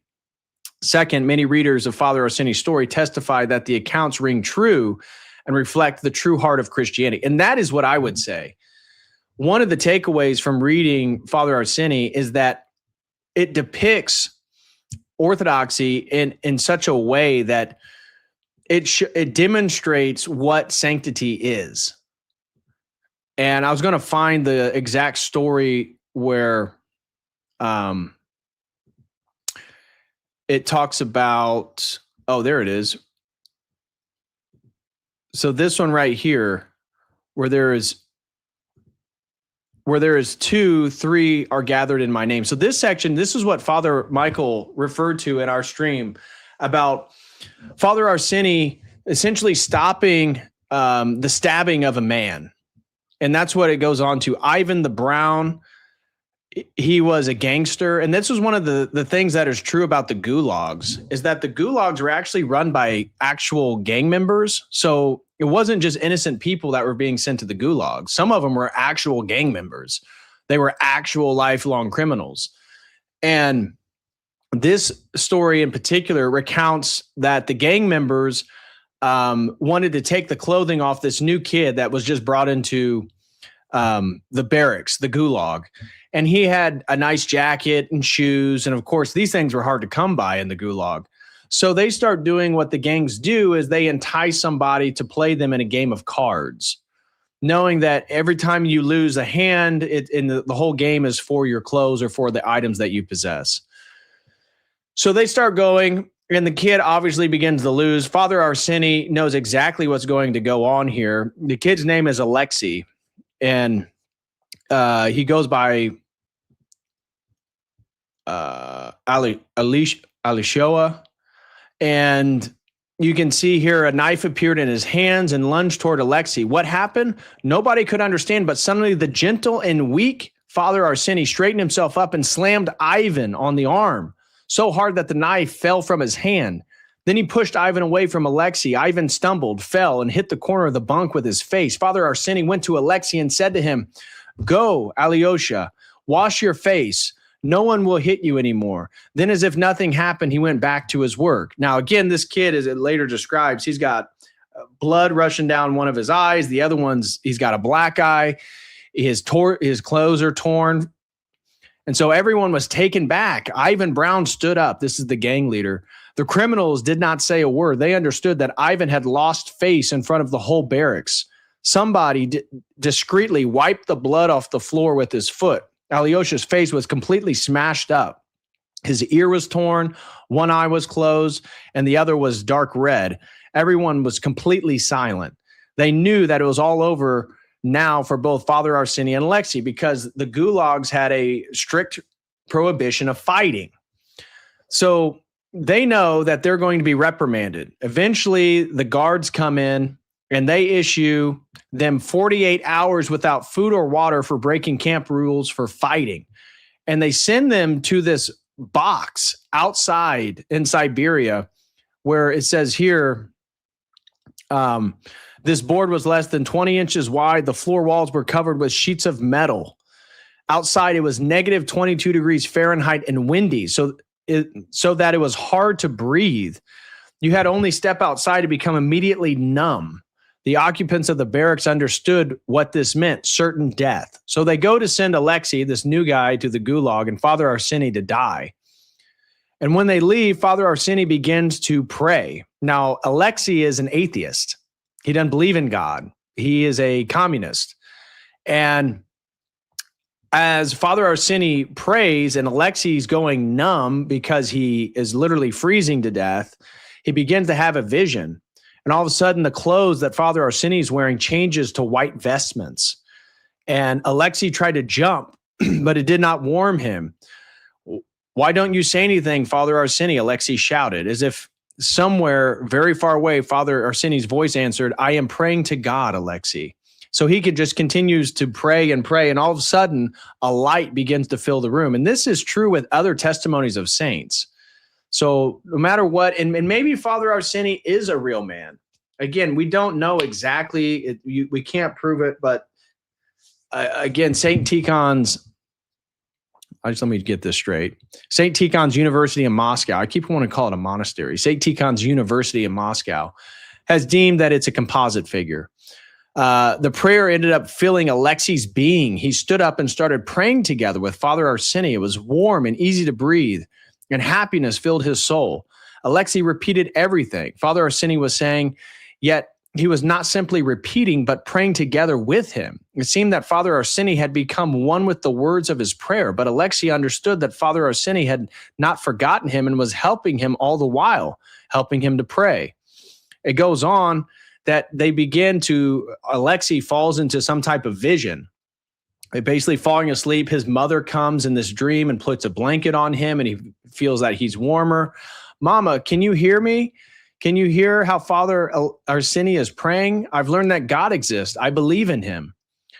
And then his mother in the dream says, I also found God. This is what has given me strength to live during, again, the Soviet era and her son being sent to the gulag.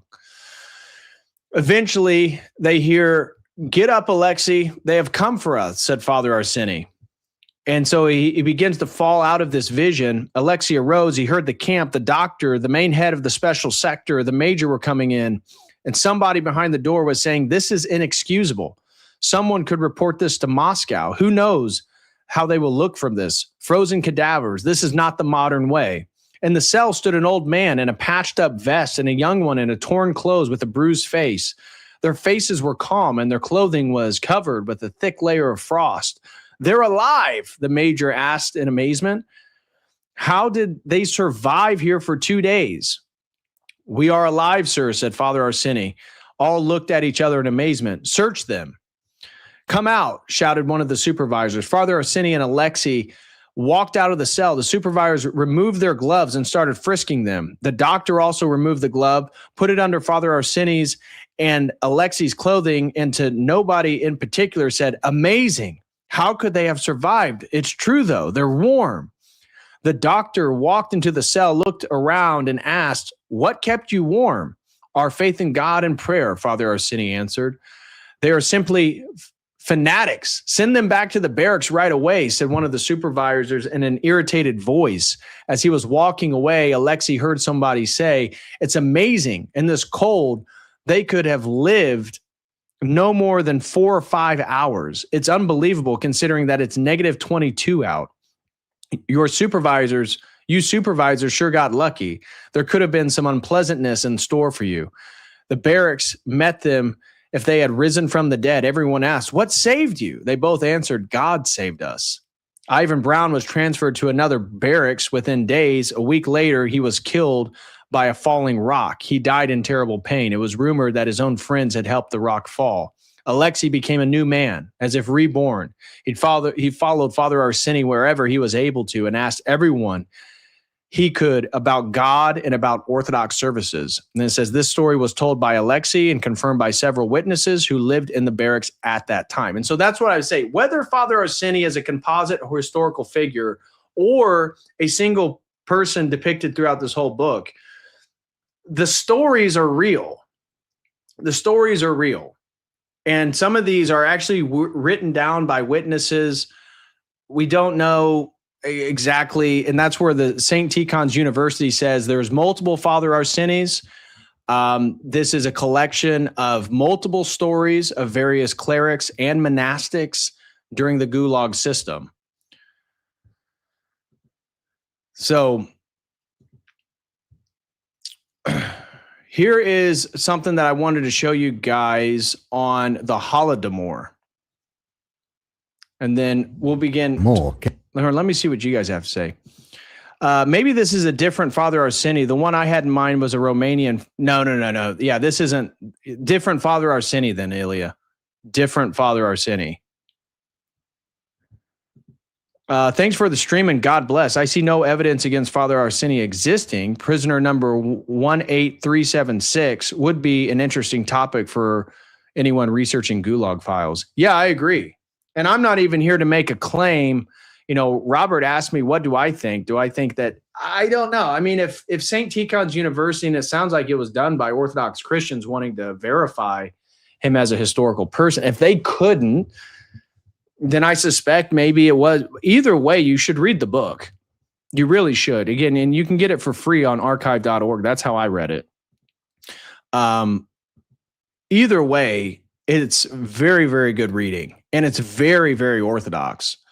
And, you know, like I said, Father Arseni, there's another story about him being pulled into the rivals between the anti-communists and the communist sympathizers in the gulags, which blows me away that there's communist sympathizers. They're literally in the gulags, sent by the communists to die. Some of them get 5-year, 10-year, lifelong sentences. Father Arseni's was lifelong.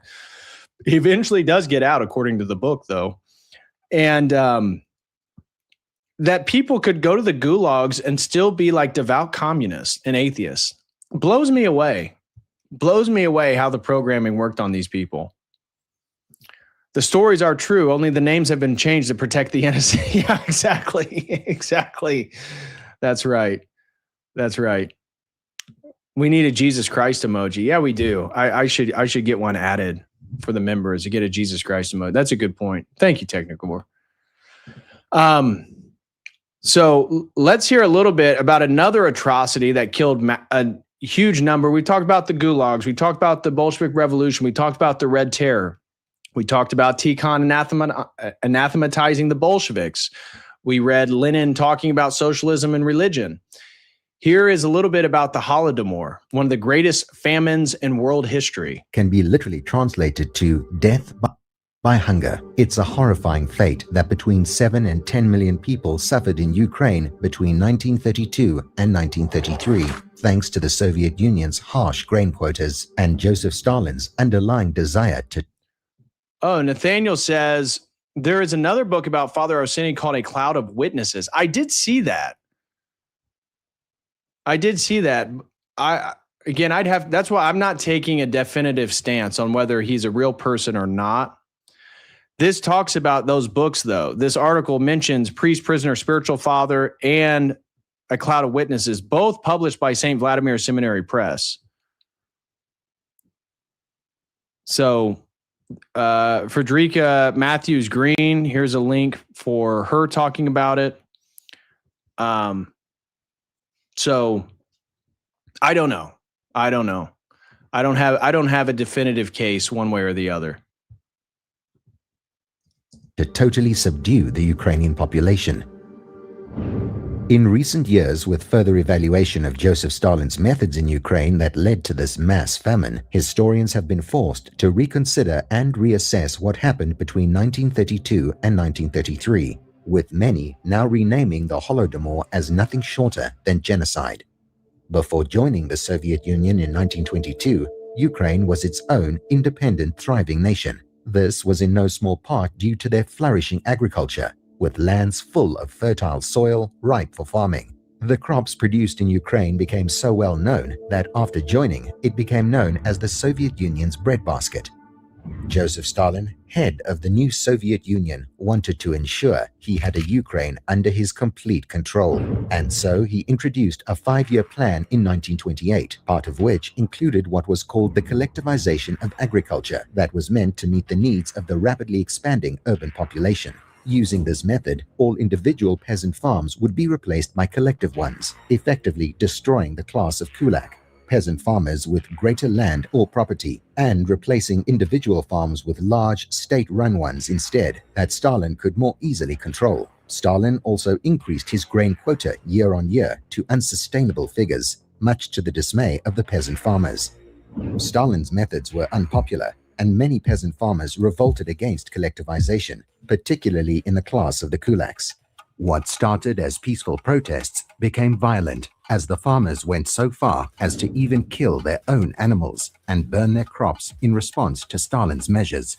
In response, Stalin seized the opportunity to completely remove himself of the kulak peasant class, and so he exiled, imprisoned, and executed hundreds of thousands to millions and cut off rations. Kulaks were sent to exile settlements in Kazakhstan and Siberia, where many died along the way. Some were sent to forced labor camps. Those who didn't meet their grain quotas were fined 5 times more and had their property confiscated shortly thereafter. And it was during this period. So my wife is Volga German. So it's the Germans that lived around the Volga River and very much were assimilated to like Russian culture, but maintained their German identity. It's during this period that Stalin kills roughly 2 million of them, the Volga Germans, and then sends the rest to Kazakhstan.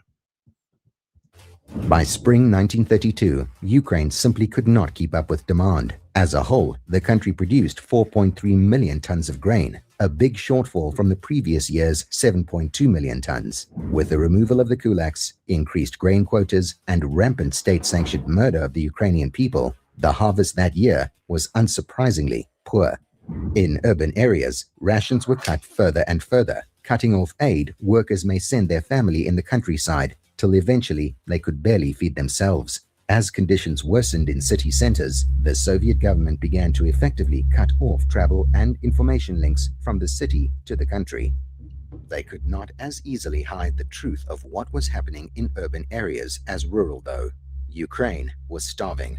The 2 worst affected areas were Kiev and Vinnytsia. But Stalin and the government blamed the famine on the peasants, turning citizens against each other. In towns, they told workers that the farmers were deliberately withholding grain whilst they starved, with thousands dying daily across the country. Some historians argued this is precisely what Stalin wanted, a weakened or even completely wiped out Ukraine. As time went on and the crisis worsened, he employed harsher and harsher restrictions on the country under false pretenses that only added to the pain of the famine he had created. In December 1932, the government introduced an internal passport system that prevented peasants from leaving the countryside entirely, with Stalin claiming it was to prevent people leaving the country for nefarious anti-Soviet reasons. If they did try to escape, they could find themselves fined, put in labor camps, arrested, or even executed. People died in the streets and in their fields. Survivors tell stories of bloated, dead bodies and a desperation for food that meant many had to resort to methods they never would have dreamed of to survive. One of the most prominent of these was cannibalism. When food became completely unobtainable and people could see nowhere else to turn to survive, many resorted to cannibalism, eating the corpses of their fellow starved. It became such a fact of life during this desperate year that posters were printed in an attempt to discourage it. As one woman wrote to her friend in June 1933, "The good people died first. Those who refused to steal or to prostitute themselves died. Those who gave food to others died. Those who refused to eat corpses died. Those who refused to kill their fellow man died. Parents who resisted cannibalism died before their children did." Continued raids of farms by the government stole what little grain remained, and day by day, more died. The Soviet government and Stalin repeatedly tried to hide the truth of what was occurring. Yeah, I agree with you, dude. It's unconscionable that there are still people who espouse this demonic, communism. Just like Jackson Hinkle, the guy that portrays himself as Orthodox Christian and then says he's a Marxist communist. Like, those things aren't compatible, man. Just like you can't be a Zionist and be Orthodox. You can't be a Marxist. You can't be a communist and be Orthodox. It doesn't work that way. Like, they're incompatible paradigms. In Ukraine, and indeed across other areas of the Soviet Union, as caused by Stalin's policies. They threatened reporters and denied entry to the country, and in the Soviet Union, any mention or discussion of the famine was banned entirely. It is only thanks to a few reporters that we have the knowledge we have on just how many people suffered under Stalin's attempt to obtain total control. One such individual was Gareth Jones, a Welsh journalist who traveled to the Soviet Union for a third time in 1933, after previously writing anonymous articles in 1930 and 1931 on the country. His piece in 1931 in particular incited the Soviet Union's anger, as it was about the then burgeoning Ukraine famine. In 1933, when he returned, Gareth Jones successfully sneaked his way into Ukraine. He kept diaries of what he witnessed, and when he returned to the UK, his press release was met by disbelief and horror. Everywhere was the cry, "There is no bread, we are dying." In the train, a communist denied to me that there was a famine. "We are waiting for death," was my welcome. "But see, we still have our cattle fodder. Go farther south, there they have nothing. Many houses are empty of people and already dead." 2 years later, in 1935, Gareth Jones was murdered on assignment in China and Japan. Although unconfirmed, it has long been suspected that his murderers were the NKVD, the old KGB of the Soviet Union. Whether Stalin foresaw or planned the mass murder of approximately 7 to 11 million people is up for debate, but he certainly went into Ukraine with one intention: to beat or starve it into submission. And we know, I mean, these multiple historians claim that somewhere in the ballpark between like 80 to 100 million people died throughout the reign of communism in Russia. Think about that. The country when Tsar Nicholas was ruling was like 117 million. Right now, Russia is like just shy of 150 million from what some of the population demographics I looked at. In over a span of 80 years, they killed almost 100 million people.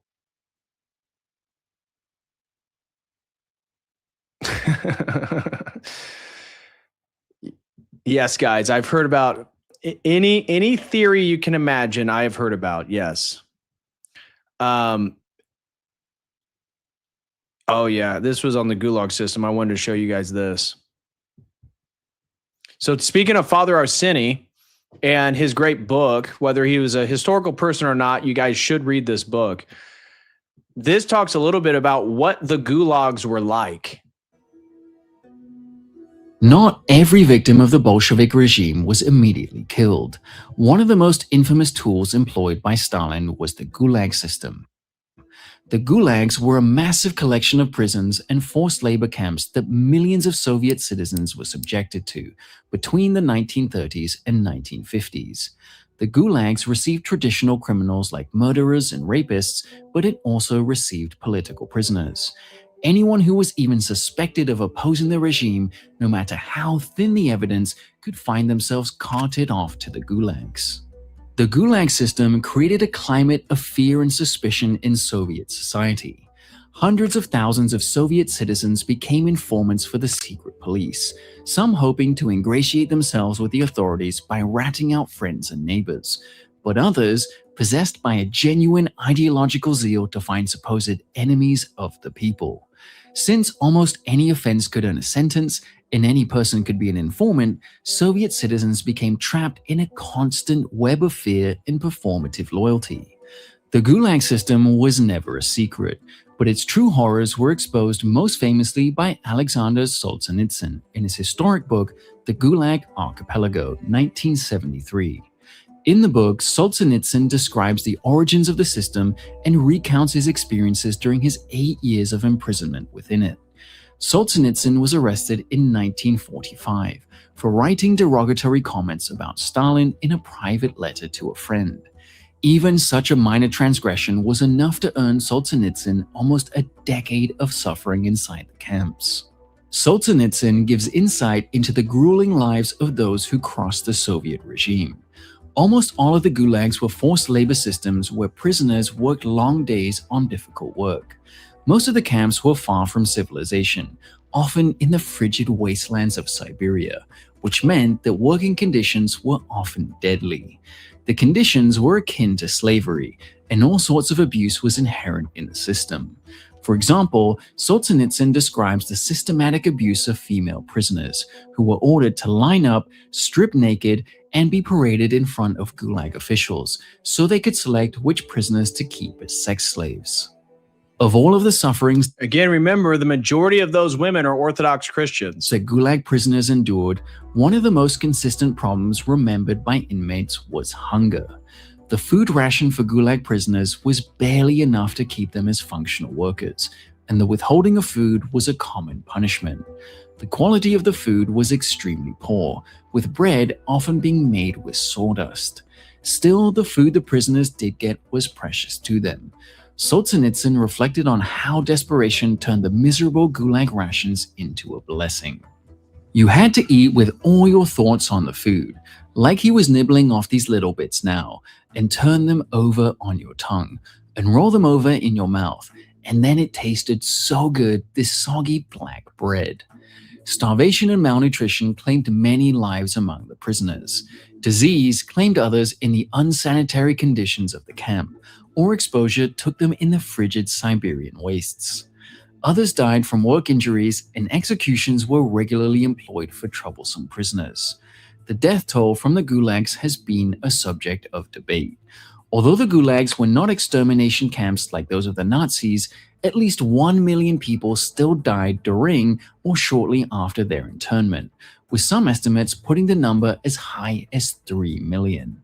A consensus is starting to emerge of about 1.5 million deaths, but this is by no means a final number.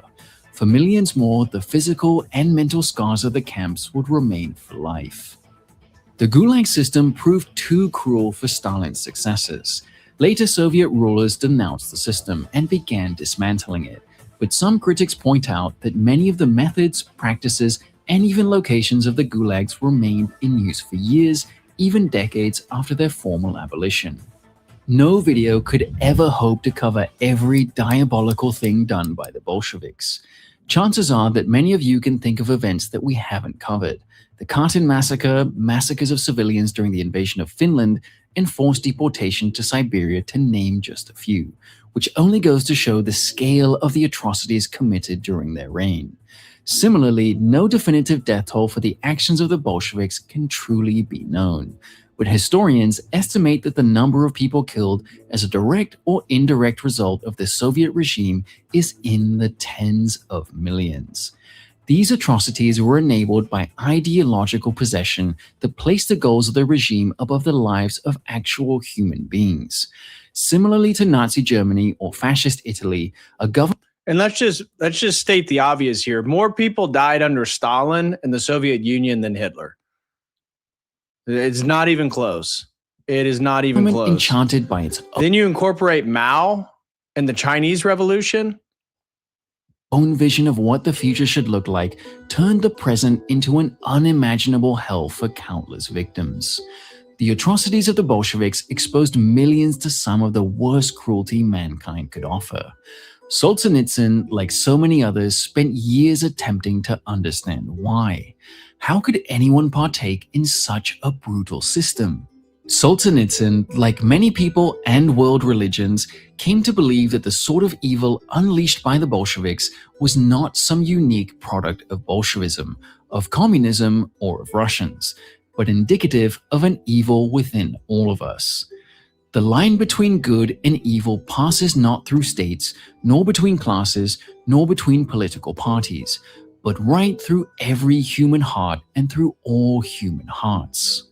Ideology, be it communism, fascism, or any other system, fueled the evil that lies within every human heart. Possessed by their ideology, the Bolsheviks inflicted uncountable evils on their fellow man. Even now, decades after they fell, the legacy of their diabolical actions remains. Today's video is quite grim, but it reminds us why we all need to learn from history. History is the collective experience of billions of human beings. Okay. So, I want to emphasize one of the points, because when we began the stream, one of the things I kept talking about is to understand the beginning of the 20th century, you have to understand how idealism was running rampant, whether it be Lenin, whether it be the Marxists and the communists, whether it be fascism, whether it be free market capitalism, whatever it was, the sort of modus operandi of so many in the intellectual, academic, and aristocratic worlds was filled with this hope and idealism of industry and capital and what they were going to be able to accomplish. And that's what I opened the stream with, by connecting. You wonder how people can say that men can give birth and men menstruate. We even saw a transgender candidate for Maine, for a Senate seat, talk about this. Some type of gender dysphoria this person has. But my point is, how do you get to a place in which people can deny obvious physical reality and say something that's not true? It's because ideology is the ultimate framework for their entire relationship to reality. They're not actually engaging with the world. The predominance of the ideology is what reigns supreme. And that's why it's the ideology of transgenderism. It's the ideology of progressivism. It's the ideology of social justice. It's the ideology of climate change. It's the ideology of globalism, of technology, whatever it is. Notice that we're not out of the woods yet, that we're still in a world in which idealism is running rampant, and everyone is viewing whatever it is that they are obsessed with in this idealistic way that's going to lead towards utopia. That's how you get to the Soviet Union. They were idealists. They were idealists about Marxist claims, Lenin's revolution, and what they thought they were going to be able to create. So with that being said, smash that like, guys. Thank you all so much for being here. Really appreciate the support. And again, a major shout out to Robert for sponsoring today's stream. What a great topic, something I've not dove into before. So really appreciate your support, Robert. And if anybody else has a stream topic that you would like to sponsor, please do so. Use this link right here, and you can purchase my next stream topic, and I'll spend the time to research it, just like I did for Robert today. Major W's in the chat for Robert. I hope he's watching. I emailed him today to let him know that I was doing this stream today. I was going to do it Monday morning, and then I had an incident at the car wash. You guys won't believe what happened to me at the car wash. So I go to Crew Car Wash, where I have a member to get my car cleaned regularly, right?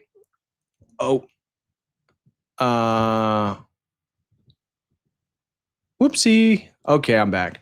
So I go to Crew Car Wash, right?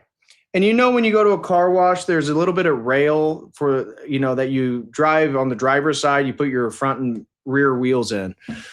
I pull in, wash the car like I've done many, many times, pull out, cross the highway, and my back tire is flat.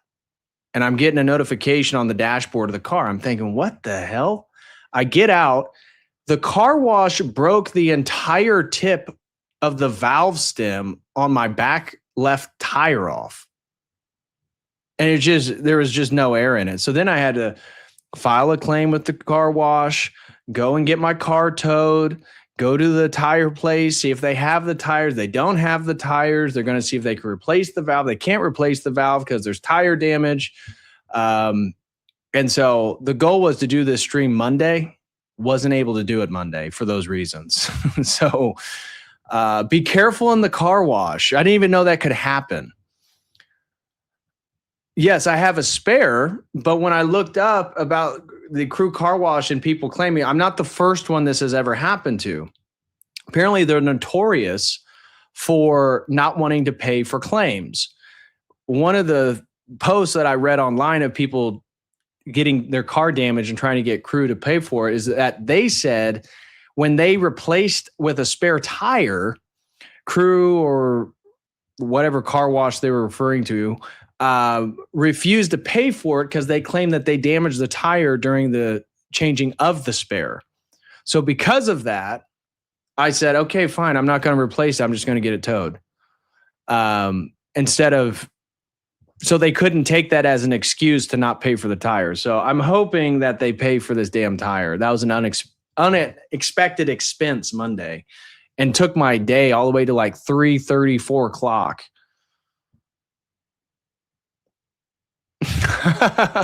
Car wash war cash. Yeah, basically. That's what I need. Nathaniel, thank you so much, bro. Throws in $10. Says, men have forgotten God. That's why all this happened. Thanks again for the sponsored stream. I'm Robert, by the way, but I use my middle name, Nathaniel. God bless, DPH. Well, Nathaniel, Robert, sorry. I don't like to use people's full names. I don't like to dox anybody who sponsors a stream. So I usually just say what their first name is. But thank you, brother, for sponsoring the stream. I really, really appreciate it. And I'm not sold one way or another. One of the things we went back and forth on was Father Arseni, whether he was real or not. I don't know. He told me that people don't think that he's real. And I'm thinking, what? I just pulled up a site and they're talking about the canonization of Father Arseni, again, referring back to the book, Priest, Prisoner, and Spiritual Father. Then I dug a little deeper after he told me that people don't think that he's real. And I find out, well, Tikhon University in Moscow did a research study and claims that he's not. So it is what it is. I don't know, though.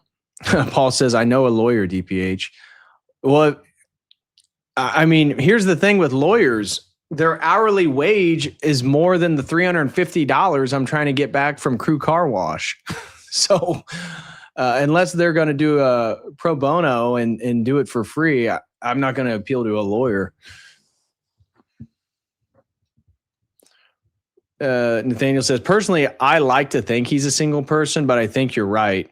The point of his/their lives is about sanctity and holiness under great persecution. Right. That's why I say you need to still read the book, whether he's real or, whether he's a composite figure of multiple real stories or he was a real historical person.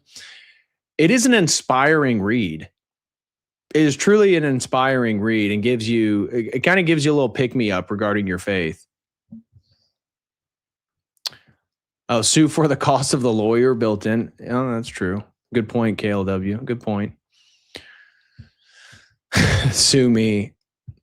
Well, Dr. Crispy used to be Dr. Crispy Rothschild. And I don't know if you're now going by your maiden name, Johnson. Is that your maiden name, Crispy? You used to be Dr. Crispy Rothschild. Then I could just appeal to your family. They could pay for it. Yeah, the court costs as well. That's what I'm worried about. I was looking online and even the guys at I went to Discount Tire. So I'm picking up my car and I have AAA anyways, so it's a free tow. So they don't have to pay for the towing. And I tell them the story. They look at it, they're like, oh my God, dude, I can't believe that happened. They're looking at how the whole valve stem got broke off. And I tell them it happened at Crew Car Wash. They go, oh man, I'm sorry to hear that. Crew's really hard to get them to pay for it. I go, what? Yeah, if I sue and then I could buy the whole car wash, the whole franchise. That is maybe that's my claim to fame. Maybe that's what I need to do. You guys seem to have better ideas than me. Maybe that's exactly what I need. I just need to sue Crew Car Wash, become independently wealthy through the lawsuit. That's what's going to change everything. My whole life, I'll finally be financially free. Yeah. Is Dr. Crispy Rothschild giving the whole chat 7K? Yeah, I wish. Oh, Wretched Man of God says, just got your book in the mail. Looking forward to reading it. Well, thank you, man. I appreciate it. Please let me know what you think. I love hearing what people think about my book. Everyone that I know so far has had very positive things. And in fact, a guy, shout out to John Apologetics. I have it as a community post. I'm blanking on the Bible verse that he uses as his channel name. But You can find it in the community post on my YouTube channel. He did a review of my book. Yeah. Team up with other complaints. Sue Crew Car Wash out of business. Yeah, because Codal Crew. He'll be the Codal Crew Car Wash. Yeah. That's hilarious, Dave. That was well played. Yeah, sue the Rothschilds. That should work. Yeah, exactly. So that was the unfortunate day of my Friday, my Monday. My Monday totally got ruined because of that whole fiasco. So, yeah, it happens, I guess. But I really hope that they cover this damn tire. Leave my Aunt Sue Rothschild out of this. Crispy. Hey, just want to give a special thank you again to everyone who supports my work and supports my streams. Major thank you. Major thank you to Nathaniel for sponsoring today. Major thank you to the Eschaton Visual for their generous support. Thank you to everyone on Streamlabs. Thank you to Matt Scroggins, my friend, member of the Logos Academy on Dono Chat. Really appreciate all you guys. Thank you, everyone who supports the work. K-Ram says, I have an Aunt Sue too. How much is a tire? Well, apparently my Goodyear Eagle Touring was like $260 for the tire and then installation. Yeah. Crispy, give me your 7K. You know we love Israel on this channel. Why don't you pay us? We're hurting. Dude, KLW should go to the meetings then, man. I'm telling you, Paul's in the chat. Matt Scroggins is watching. Those are two guys in the Logos Academy. I'm telling you, dude, you should check out our meetings. We have you'll love them, dude. I'll tell you, we have a great group of guys over there. I don't know if Paul's still in the chat or if Matt still is watching, but we have a great group of guys. Just tell the car wash that you loved Israel and you receive lifetime replacement. I hope, if that's what it takes. I'm at the point now, I got to do whatever it takes.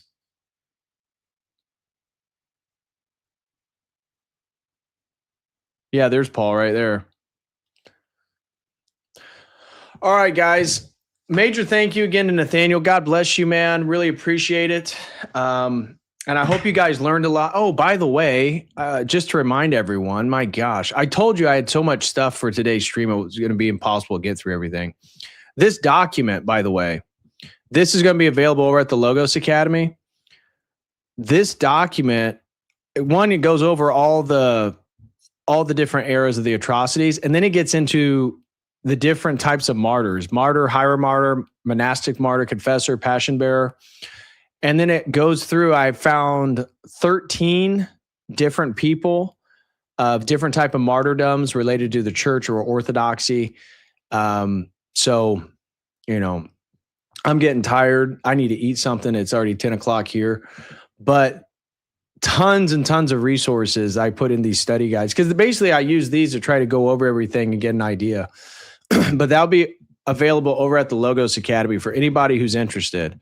Go sign up.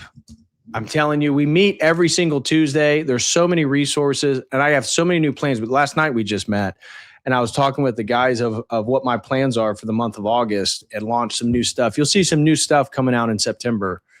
So if you guys want to join a great group of men, we have an accountability meeting. If you're trying to get your fitness, your business or career, your spiritual life, your diet in check, we have an accountability group. We have tons of resources, videos, study guides, all types of stuff. So if anybody's interested, go join the Logos Academy. We'd love to have you there. But I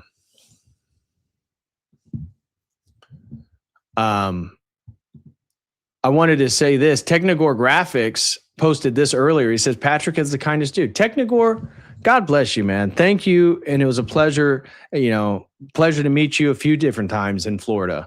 So I'll never get the first time I met him. I was like, dude, you're way taller and robust than my cell phone puts off. Yeah. But God bless you, Technogore. we go back all the way to 2020 when we had private chats about, your father and everything. So I appreciate your friendship, man. Appreciate you being in the chat. God bless you and the community, your parish. I forget what is the saint of your patron saint of your parish. Father Vladimir, great dude. I need to reach out to him. So, all right, guys. Thank you all so much for the support. And I will see you guys in the next one, which will be Friday or Saturday. Sea salts. I saw a rabbi got stuck once on the side of the road. When road assistance arrived, he wanted to pay him $20 and called the tow truck a thief. Oh, that's funny. Yeah, I love you, man. Looking forward to Orlando in February. St. Nicholas Russian Orthodox Church. Absolutely. Glory to God, man. All right. God bless you all, and I'll see you in the next one. As always, until then, God bless.